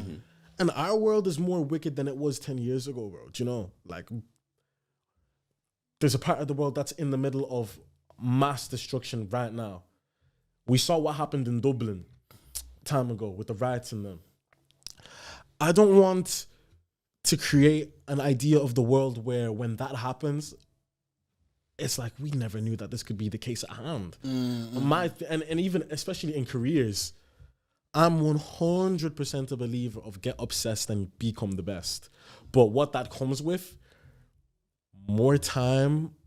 Are you ready to be that kind of parent to somebody? Because you have to. I found myself in achieving everything I did in 2023, I switched off my emotions a little bit to an extent. Essentially what you're saying, I had to learn when to switch on the rage and switch it off because not everything is worth all of my rage. So it's like relaying that back to parenthood. Even asking you now, if you don't mind me, and if I'm not overstepping, and coming into this world as a dad, knowing that, say for example, Henri went through what he went through to become one of the elites. Would I beach Henri's dad if I got Cherry Henri? Yo! Tell baby McDubs. Figure out the adulthood. Yo, your 5 goals was cool, but you missed that touch. Because I was having this conversation on the timeline with Godin, and I was saying like, are we? Because he's a parent as well. I just think we have different tools to what our parents did, and it's hard. If I'm to try to replicate what Henri's dad did, it won't become from a place of authenticity. Okay. So it won't translate the same. Okay. Do you know when you're being authentic, it just translates whatever you're doing. I'm pretty sure Henri's dad was being like that because he felt he was doing what was right for his son. So for me not to be like, oh, I'm going to do this, and I don't feel it's right, it's not going to translate the same. But I think. But I do feel like you can, because the thing is, right, I'm who I am because of everything that we've been through. Do you know what I'm saying? Like, there's so many things that I've learned how to do only purely because I had to. I didn't have a choice. Do you get what I'm saying? So it's because that's why I feel like we are a bit soft on people. Do you get what I'm saying? We do give a bit, like, it's okay to give someone a little bit of hardship. Like, obviously I don't want my kid to grow up the same way I grew up. Yeah. But there's also certain things that, like the first time I learned how to change a tire is because we needed to get somewhere. The tire was flat. And they looked at me like, yo, Deji, you're the oldest boy. Figure it out. Fair enough. And you know what happened? I figured that shit out. Yeah. Do you know what I'm saying? At every single point. That's why I feel like I'm comfortable in pressure situations, because every time there's been pressure, that's when I've had to figure it out. Do you know what I'm saying? But there's some people that they've never had to do that. They've had amazing parents. But you have to admit, that might be your kids. Because you might be, God willing, you might be earning bank. You're going to be, I know you've talked about your dad not being present, but you're going to be like, oh no, I'm going to be present. You might create such a different situation that your kid grew up in. He might not be able to, he might not have to handle certain pressure situations. But that's my thing, that just, I want you to be able to know how to do something, though I don't want you to have to do it. Yeah. I'd rather you have the ability, like, okay, like now, at this age that we're, the kind of place we're in now, if I get a flat tire, I could just call my insurance company and they'll come sort it out for me. But I want to know that you are able to do it. Yeah. And you don't need to do it, but you're able to do it. That's how my mom kind of raised us. Yeah, just like, okay, I'm weird in the way of, I actually like driving. When I get married, if me and my wife are going somewhere, there's no way I see myself in the passenger seat watching. Like, however, I do want you to know how to drive. But if you're with me, you're not driving. Do you get what I'm saying? But still have the skill to be able to drive. Do you get what I'm saying? Yeah. So it's kind of like, I feel like you can, I can be there for you and nurture you and everything, but I can still expect a lot from you. I can say that, you got 80% in that exam and it was great, but where's the other 20%? Like, do you get what I'm saying? Like, I can still give you your flowers and say you did a good job, but I want you to do better. Well, I think what kids here raise is like, dad wasn't happy with 80%. Because I've been that kid. My dad's a doctor, so he's a very intelligent guy. I've been that kid that whatever grade I got, it was whatever was missing that stayed in my head. It's like, I'll get 86. And says, oh, you got 86. But you look at the test and says, see, this one you should have got right. If you got this one right, you would have been in the 95s. All I've heard then is I didn't get 95. Not that I got 86. Fair. I'm telling you how like it was for me in that situation. And again, I relate to these stories because I remember when my dad when my dad first time he says, I'm proud of you, it stuck with me because I'm like, rah. In him. Whatever I've done up until this him. moment, this is what him. So I know what you're saying. Like, oh yeah, kid, I'm proud of you. You got 86, but where's the 14%? But what the kid hears is, that is not happening. Get this Okay, but then maybe it's not. And it might drive like it drove me to be like, no, I'm gonna keep going. Okay, but also maybe it's in the way you phrase it. Maybe it's not. That's Where's what the I other was gonna say. 20%? So Where's it's how can we beat this next time? How do we get the last 20? How do we get the last 20? My Yeah. man's always big on the thing of it's not what you say, it's how you say it. And that's where everything becomes easy to translate. Yeah, no, that's true. It's true because it's like, oh, you got 70. What could we have done to get you the next 30%? I'm happy with the 70, but what can we do next time to get there? Yeah, no, because my dad was basically an African man, so it's like, Bruv, come on with where's 95. 20, man? Where's the 95%? yeah. Can I just to switch things? I want to know. I've been asking a lot of like a lot of different people in different brackets of the career an opinion on this. How do you guys feel about celebrity culture? In what terms? In what way? Let me paint a picture. 2024, we're deemed as like last year's winners, for example. Let's say Dublin becomes a place where you don't necessarily need to move. Like, we have consistent awards here that grow to some scale where they're being watched worldwide. Our music is being listened to worldwide. We're in a scenario where, okay, if we want to feel like we made it, we don't need to go to America or anything of the sorts anymore. Would you be happy with a world like that? Like where you guys could reside here and you're doing your podcast, I'm doing my music, and somebody comes up to you, it's like, Deji, like I really, really rate this thing. Like, and we start feeling more like celebrities here, where people open themselves up more to give you their roses. We have things like paparazzi coming into play. Yeah, miss me though. See? Yeah, like recently, me and Deji have talked about this. Like like in 2017, 2017, I would have liked the small attention sometimes I get, like we get. But sometimes it gets to a stage where I'm in my house so like all the time. I just want to be left to my devices. I want to just come and podcast and go home and stay chill. I don't really want to, like, I've met people, everybody I've met like in the scene for the most part has been nice. They've been like great people, but I don't really, in my own time, I'm like, nah, I want to be in my own, I want to be left to my own devices. So I can't now imagine a world where how I feel in this small island, or I just want to be left to my own corner. Now everywhere I go, people are saying, "Yo, man, hey, man." So I don't know. I don't think it suits where I am today. This whole celebrity culture thing. What about yourself? To be fair, I've never really wanted fame because money. it seems inconvenient to me. Yeah. Like, why can't I go to Tesco? Yeah. Do you know what I'm saying? Like, Beyonce can't just walk into McDonald's, bro. Everything's shut down. Yeah. Like, why can't I? Like, I also do like being a regular person. I do like I like walking around sometimes. I like, bro, let me just put my earphones in and just walk. Do you get what I'm saying? Or let me just yo, I'm trying to have a cheeky Nando's. I'm trying to do a little something, but someone's saying, oh, that's Deji. Or they're taking the pictures. Bro, fuck off. Miss me with all that. Yeah. Do you get what I'm saying? Yeah. What about you? What you brought that up for? Because I feel like I could have phrased it, but in a sense where it's like, how would you feel about it personally? And then from a standpoint as Ireland's creative entertainment industry, because I would push for something like that when I'm reading stats where it's like the creative arts entertainment industry is the most underpaid. See, it's linked to money though. Fair. See, that's what you really want. And one thing I will say I've learned is since the start of 2023 to the end, I could say fame, using it for a lack of better word now, my fame inclined slightly, but monetarily it did not equivalate. There have been so many scenarios in town for absolutely no necessary reason where I cannot walk down Eden Key. You know where Riot is, where the Super Valley was in them. That strip, fam. Because that's the way to my studio. That's the Blanche bus stops. That's your hometown bus stops. So it's like a world where it's like you're saying hi to this person, saying hi to that person, saying hi to that person. I remember I was skating through town. I paused my AirPod by accident. I heard somebody go, "Fortune, you skate?" And I turned around. I had no idea who I was talking to or anything. And I'm like,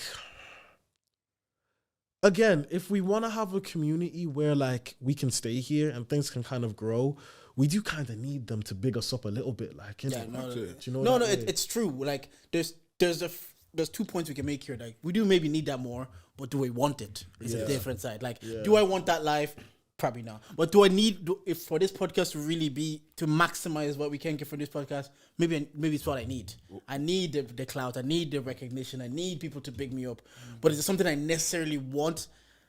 Once again, it goes back to something's got to give. Yeah. Because the thing is, like, fame without the wealth, completely pointless. Absolutely useless. Which is what I told my story. Do you get what I'm saying? Yeah. But wealth, if the wealth has to, like, for us, obviously, we're in an industry where opinions and people are the things that support us for us to make the money. At the end of the day, the eyes turn into money. Do you get what I'm saying? So there's no way you can have that level of money without having the eyes. The eyes. And when you have the eyes, people are gonna be like, "Oh shit, I listened to that guy. He's right there. Yo, let me say what on." Do you get what I'm saying? So it's hand in hand.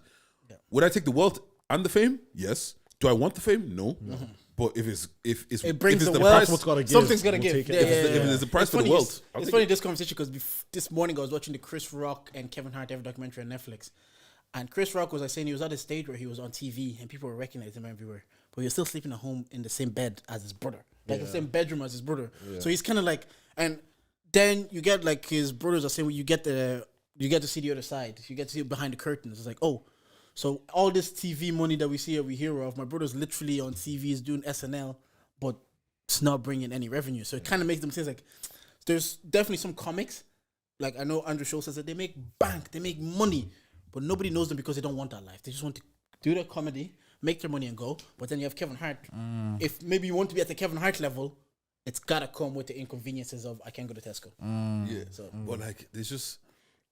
Let me ask this. Sorry, before you go ahead. No, I wanted to ask you because you're a musician. If you could make, let's say, $200K a year, but be relatively not like on the level of a global level, but you're making good money that you can live off, support your family, you can tour every year, you have a cult-like following that come every time, but you're not the most famous, but you make a good money, or would you want to the superstardom and all the inconveniences that come with it? I'll take the inconveniences, but that's purely down to myself as a person. I know I can hack the inconveniences. I know I have the team around me to help me hack the inconveniences. But let me look at the bigger picture, because you're saying all the inconveniences means this is a problem for me, my wife, my kids, everybody. When we say what comes, what the Beckham dog. You see, when they just taking their kid to school was a media storm every single day. If you like a girl's picture, they take. A fortunate boy who has a girlfriend, blah, blah, blah, blah, as like this picture. Fam, they will screenshot it. What? Fortune unfollowed one of the Ragers. Every single... I guess maybe you learn to live with it, but... Like, or you can have a life where you make, let's say, $500,000 as a musician a year, and you're living a steady life. This is my thing. I feel like I'm always going to be on that person where it's like, how far can I go? How much can I make while I'm here type thing. Fair enough. And I feel like a part of that does come down to somebody telling me I've got 2 years in this. So... Who said that? I nearly went on. Funny enough, a part of me feels like Simba, bro. He's very honest with me. Simba looks like one of the guys. You might have 2 years. It was only one videographer like this. He's just seen a lot of them come and go. And it's funny. And you have to understand, he's not speaking from a place of he's hating. He wasn't just coming speaking from me. a place of like, this is what I've seen. And I agree with him because that's what I've seen. And the fact that like 2 years, 3 years. We had a conversation where all he got to know of me was that I was a rapper. That's all. He didn't know Mr. Rage. He didn't know Anu Rage. He just said rapper, so 2 years. So when he said that, I was like, that's completely fine. But that's because he does not know who I am and what is at hand right now. Before me, has there been something like Rage where there was like a cult-like following? Not that I've seen. To your knowledge, I'm asking you. I know what you call them, Air Squad had a very large, like we were really because this was college days, so every event were like, it was a tight knit group at the time, and we fucked with them heavy because it was the first time maybe like Air Squad and Jafaris that and Soleil to an extent, we've had artists from the Black and Irish community on that platform, on that level. So we really got behind those three at the time. I don't know if it was like I don't think those are called like following though. Fair enough, yeah. Can I talk to you guys about something? Yeah, I know this is probably running for a minute, but this is one thing where I'm kind of like, I don't know how I feel about this. Do you man follow RTE enough, like what they do with the music and artists? No. The most I see is when they have like an artist on RT. Do you know like the most I've seen is Powered by RT. Do you know the Choice Awards? I've heard of it, yes. So they're doing the voting for that right now. They're doing the ballots now. I think Cello was on it 2022. Yes, that was the that's how Dublin No years. Love on his album. Yeah, Solo yeah, tape, that year, yeah. I want to know, why aren't there more Black and Irish artists in those conversations? The thing Is it because we've segregated ourselves to something called Black and Irish? Oh, do you think because we've not, to put words in your mouth, we've maybe inadvertently created a divide? Not Black and yeah. Irish? Let me try to phrase this better. I'm asking.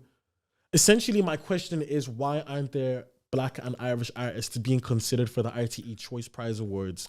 If RTE are coming off a thing where they're powering one of our galas and showing recognition to what we have going on this side of Ireland, where is the disconnect to recognize it further? Because I could name a couple of artists that could go down for Artist of the Year. I feel like it just goes back to the same thing I said. I think it was, I can't remember what episode I said it on, but Irish culture and Black and Irish culture, they're not intertwined.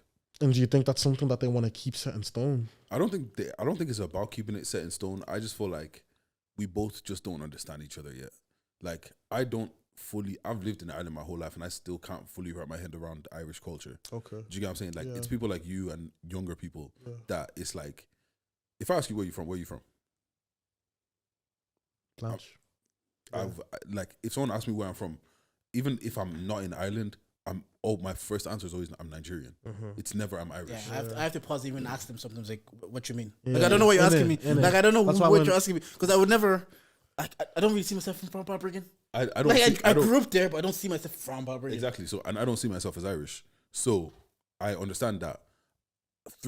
I understand that this is home. Like, this is where essentially is home for me, but I don't see myself as at home. Do you get what I'm saying? Yeah. So, because of the fact that both of our cultures are still so divided, there is not enough of us to make that much of an impact on the other side. You think? Bro, that's honestly, yeah. Fair. Like, because the thing is, right, if there was, why don't we have somebody? I don't want to say the 3 Arena because the 3 Arena. No, fuck it. Why don't we have someone in the 3 Arena? Why don't we have an artist that can put up the 3 Arena? I don't know if I can. I do think it comes down to ignorance on that side.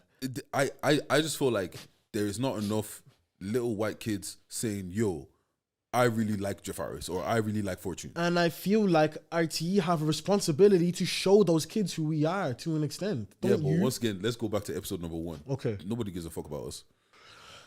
Like, what's called? Like, you're waiting for, once again, you're knocking at the door. You're supposed to kick the door down. Yeah. Like, Yeah. they don't have a responsibility to us. Nobody has a responsibility to us. Yeah. That's why once again we look back at As it the place that called, but bro, man, they like as the epicenter of music.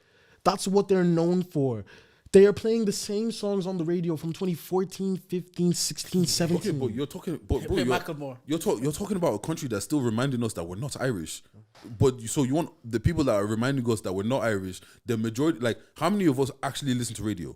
Like, genuinely, how many of us voluntarily get in their car and flick on the radio? Because there's Irish people that do that. Yeah. So their main audience is saying that, their main audience are under our video saying that, these men are not Irish, go back to Ireland.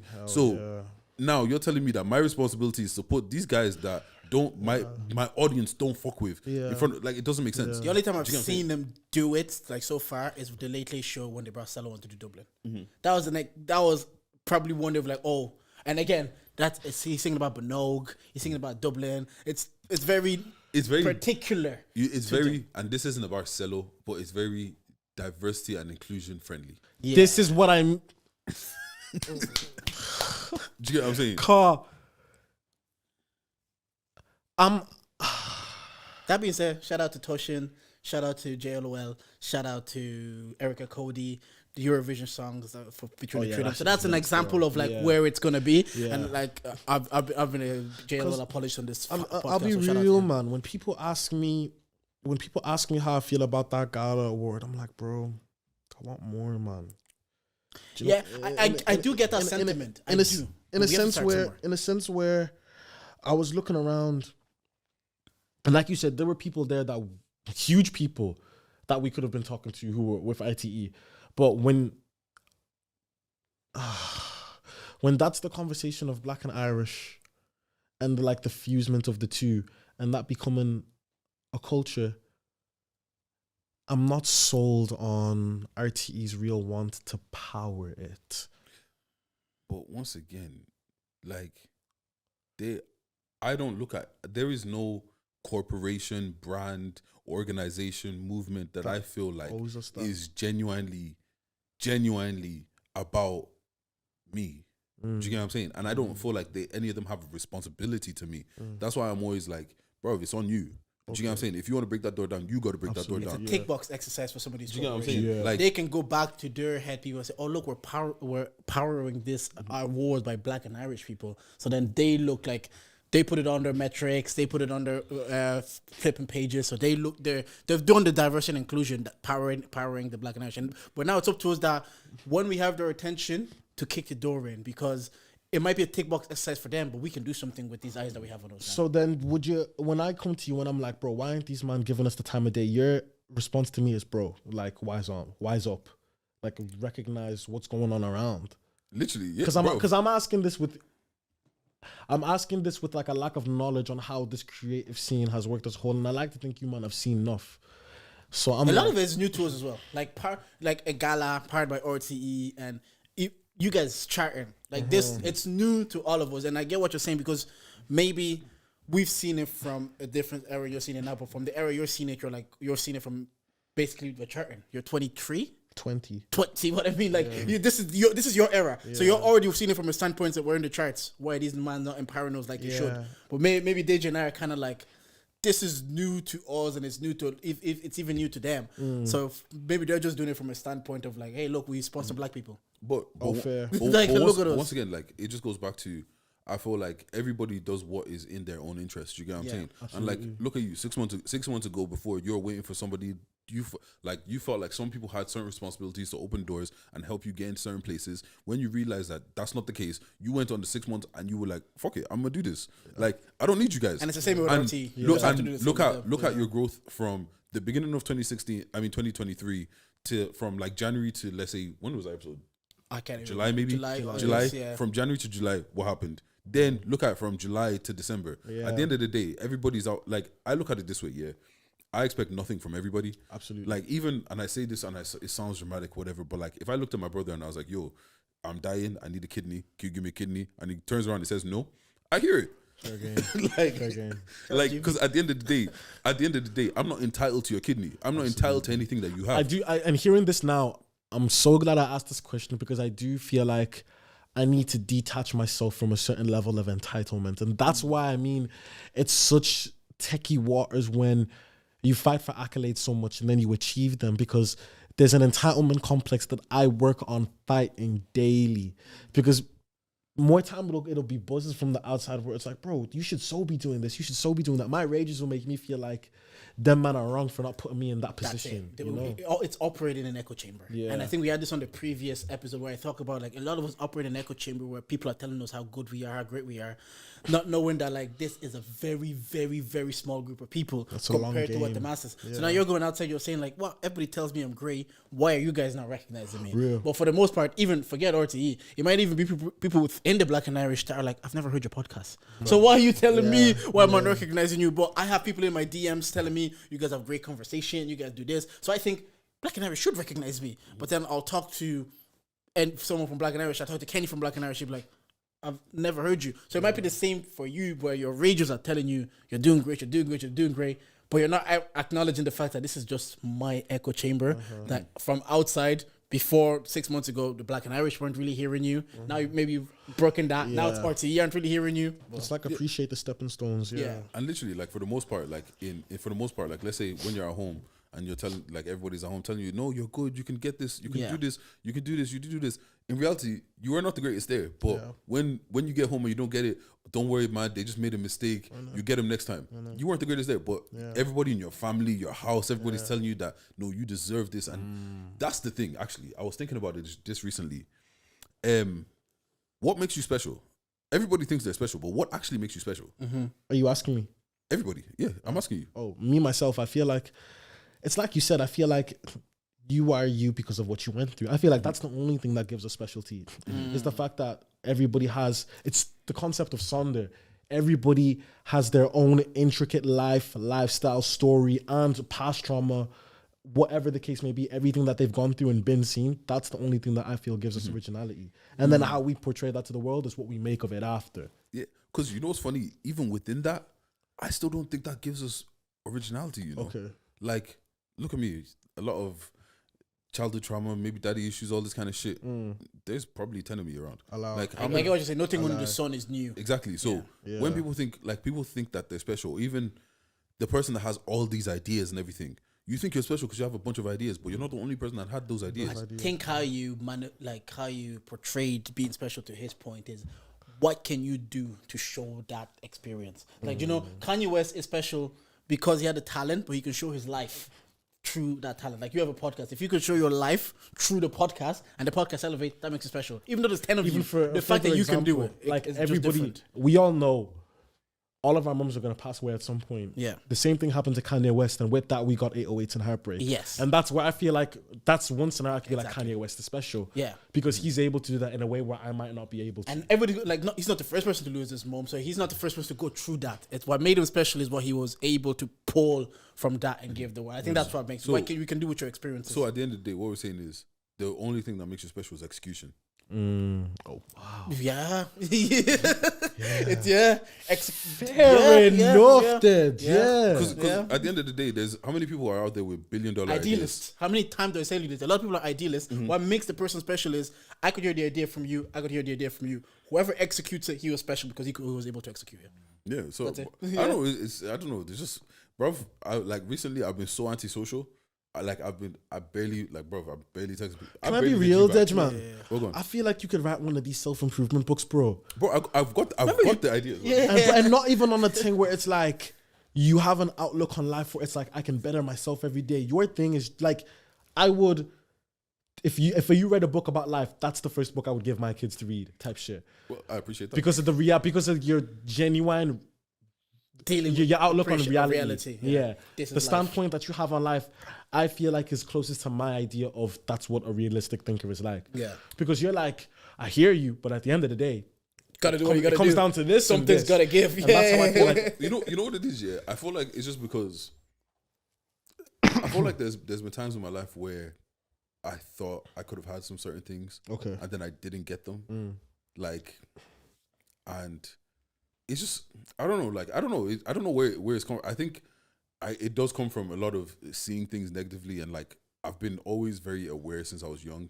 So just kind of like hyper aware to certain shit. But I also think it's down to my detriment as well. Okay. Of like sometimes being too realistic. Because at the end of the day, really, gotta dream a little. At the end of the day, what is realistic? What's realistic? What is reality? Bro, yeah. If you go back, like they said, if you go back to the 1700s and you give someone an iPhone, bro, you get burnt at the stake. Bro, remember watching Power Rangers and they're talking to someone on the screen and you're thinking like, you're like this is mad. Like somewhere in the world this is going on right now. There's just a head talking, but now Tupac that died 20 years ago is on stage doing.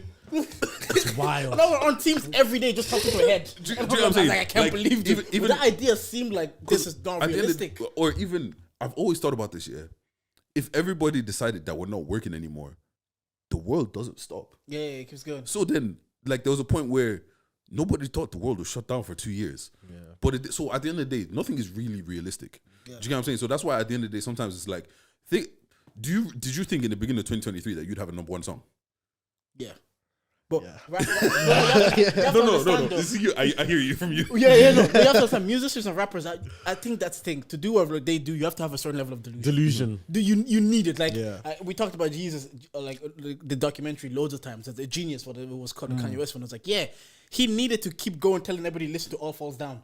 Because he was like, this is going to be one of the best songs ever. And that delusion eventually made it one of the best songs You know what? ever. Actually, I actually do feel like I need more delusion in my life. Yeah. I say that because when Jordan because what we originally wanted to do is we wanted to do an actual proper live recording, not here, and nice something, make it look professional. Like, we wanted to do something big, innit? Yeah. And then it just wasn't working out that way. Okay. And Jordan said, you know what, fuck it, let's just do it in Vision Lab. And I was like, Jordan, who the fuck is coming to Vision Lab on a Sunday after like 1:30, 2? Wait, what time are you doing it? 3 o'clock. 3 o'clock. Pull up at 3 o'clock. I like the way you looked at the car. You said, please don't be late. But I was looking at this like, who the fuck is coming out to, like, who gives a fuck? Jordan comes back to me 10 minutes later. I got 3 people. Sorry, what? Yeah. But that's where I feel like it is negative to me. Okay. Do you get what I mean? Because like certain things, I'm like, nobody's doing that, and then turn around and they do it. Yeah. Yeah. Because even like the one scenario where I didn't see myself achieving where I did was selling out my first headline, because that was Grand Social 300. And at that time, I hadn't done anything of a Fortune gig, set anything at all. So to go from a 15-minute set to now being in a position to sell 300 tickets, I just had to confuse myself in a way where it was like, well, I can do this. Yeah. And I think where my delusion is translated to reality is like, okay, if I have 300 tickets to sell in 3 months, I have 100 tickets a day. My thing is then, okay, how do I divide 100 tickets across 4 weeks? How do I divide that amount of tickets across 7 days in a week? So then my process would then, like my thing is always 7 tickets a day, 7 tickets a day, 7 tickets a day, 7 tickets a day. You fall into that kind of trap of madness, you blink and then it was kind of done. What was I going to say? Are you man outside this year? Outside in what way? Outside in events, whatever way you... whatever. As much as I can be, yeah. All right, what's it called? Now, because as much as on this year, I'm on standing on business and all of that kind of shit. Paint and sip. My brother's having a paint and sip. A paint and sip? Yeah. That's What's it called? Details. Oh, no, I'm pulling details off for you right now. What's it called? Paint and sip on the 10th of February. okay. I told you, bring your That's wife and actually her the friends. day after my Dublin tour day and the day after I turned 21. Bruv, Yeah, man. we can shit. A little double bill thing. You know what I mean. But what's it called? Bruv, nothing wants to work for me today. What's happening now? My data just refuses to work. What's this? I have data, bro. I was even using Wi-Fi just now. But yeah, no. Okay, so 10th February. It is in the bracket space and it's at 2:30. Who's hosting? Me. No, what's called? It's me and Demi from Get the Gist. We're hosting together, bruv. I'm letting you know now. It's gonna be vibes. It's gonna be cold. And all you guys, people always asking, where do you find women? And they always say you don't find the good women in the clubs. Did you find your wife in the club? I didn't have a friend in the club. Exactly. I don't know your situation. I appreciate you not asking. Don't worry. I don't know your situation. I don't need to know your situation. But the thing is, one thing that my brother's been telling me is that at his events, for some reason, it's just girl. It's just girl. It's just girl. So if you're looking for a good girl, What would you the ratio is girl to man? I think at the last one, I don't even think he had up to 10 guys. Not even 10 guys. I Just don't bare think he girl. had- Girl. Fine girl. Girl saying, yo, GB, where are Where's the man them? them? So these girls want the man them to go. Obviously. They want them there. They're looking for husbands. They're They're looking for a good time. Maybe not husband, but we look for a good They're time. looking for a good time. And for that reason, bruv, make sure you pull up. Pull up. It's Is gonna there be an cold. IG or something that we can follow to keep What's up? called GB events. GB events on Instagram, or you know what? You can go to my page at Big Deji _. Wait, is that But Big you Deji? that you say you won't reply to anything. Yeah. No. It's tagged. I'm tagged in it, so you can use me to go and find where you need to go find. Oh look, make sure you buy your tickets. It's actually going to be a fantastic vibe. Like, Paint and sip, the Minsky and Big Deji. you know, it's like, look, this is the thing. Zelensky. Not because it's my Bring brother. back Get the Gist, man. Not because it's my brother. Like, at the end of the day, I'm gonna back my brother for whatever. Like, it doesn't matter. Like, I'm willing to go to jail for that nigga. Let's put it that way. However, it's not because of that. Genuinely, the last one looked like a vibe. These man were watching it doing. right now. These man were doing conga That's lines. who came to the last one. Fam, them man were, bro. It was just girls. This girl. So, man, them pull up. Bring your guys. Bring your girls. It's gonna be a vibe. I'm gonna be on the mic. Demi's gonna be on the mic. If you know Demi's about a good vibe. I'm about a good vibe. Then we came on this podcast to promote the lifestyle. Says she's shaking your ass. And all of a sudden we she's sold good out. vibes. Do you know how we were trying to sell tickets were moving? Demi said, I might shake yash. All of a sudden we sold out. Sold out. So So- she knows she's down for she's down for good vibes.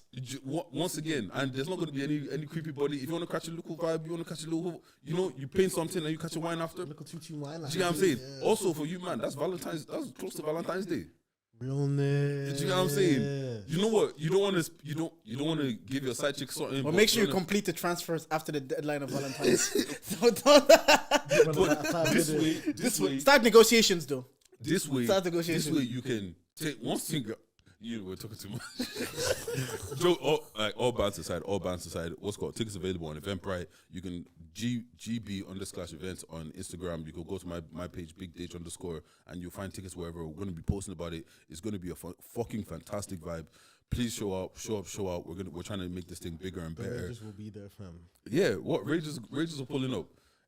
What's called also our live recording. We have probably 4 more seats, maybe. Yeah, I'd be 3 to 4. 3 to 4 more seats. That 4th one, if we like you or not. Yeah, it depends who it is and what vibes you'll bring. It really depends who it is and what vibes you bring. We're gonna be in the studio. We're gonna have a good time. And once again, I feel like this year is about celebrating the people that celebrate us. Yeah. And really you're showing off your rages no matter what. We're showing off for the people that support the podcasters, the podcast no matter what, and that's what the vibe is about. So. Yeah, give us the outro. And look, Fortune, as always, thank you for pulling up. And you know yourself, if you ever just want to have a chat with the boys. And you also have something coming up on the 6th of January. 6th of I January. don't know if the tickets will... No, come here. Oh, it's a quick substitution. Bro, look, we have technicals, but you forgive us. We'll have Well, those tickets look like they're selling quick, though. Yeah, we got 18 left now. 18 Bro, left. the Rangers don't play, bro. So by the Wednesday is here, I don't know if there'll be any more We tickets. got the premiere of the documentary I Want to Be a Rager at the Sugar Club, January 26th. Jameson are bringing... So it's at the Sugar Club and you have 18 tickets left? Yes, sir. Jeez, this nigga moves tickets. Oh, wait, sorry. This nigga moves tickets. You know what? This is what I mean about mediocrity is falling to the wayside. Yeah. Because I'm talking about the 10th, he's talking about the 26th. What's happening on the 27th? Abs is throwing a gala. I was just throwing a gala on And the once 27th. again, Jordan tweeted Abs Promoting is promoting the the fuck out of that This shit. thing. And also, I'm seeing, bro, man has awards for best dress. Yeah, That's yeah, legit, physical awards. If you're gonna for do a best gala dress. now, you gotta step it up. Did you get what I'm saying? This guy's doing a premiere on the it's Sugar actually, Club we're on the dress- 18th. The dress name is Fancy Rage. Fancy Rage. How do we rage fancily? This is the thing. That's just up for interpretation. Some certain man said, okay, Fancy Rage is a 3-piece suit. I'm getting photos of 3-piece suits all of a sudden. I have not got a 3-piece suit. I haven't got a suit. What are you gonna wear? Do you know yet? Nah, not even. Okay, right. We'll see, but So that's a lot of events. The 26th, there, 10th. the 10th, and the 27th. Abs is doing a gala. So yeah, Fortune. Once again, shout out to fucking Abs, bro. Every time I see, whether I'm there or not, in all the things he's done, you have to appreciate The work ethic. somebody thinking outside. Bro, my guy's throwing a bull party. Yeah. He did a party out in fucking That's cold. in fucking France. Yeah, You know what yeah, I'm saying? yeah. Now he's doing a gala. He's not just saying, yo, let's do a night out, slap a little night out and say, yeah, fuck it, that's what we're doing. He's actually Throw a doing it. poster, say what DJ's there, and then Do you get what I'm saying? No, everybody he's show doing up. the thing. So once again, big up to him as well. And once again, Abs is good vibes every time I see him. He's always big enough. Briggs goats. He used to be so annoying, man. I knew when he was in first year, secondary school. Then he pulled me up and said, "What was I doing?" I was like, "Allow me." Man. But once again, just appreciate everybody. Make sure you Rages pull out. Only 18 tickets left. Might be sold out by the time you get Yeah, by there. the time you hear this, it might be gone. 18 tickets left at the Sugar Club. It's a big thing, bro. I appreciate it. Right. If you made it to the end of the pod and you didn't like anything we said today, well, you can charge it to the game. Bang, bang. Yeah. Thank you for listening.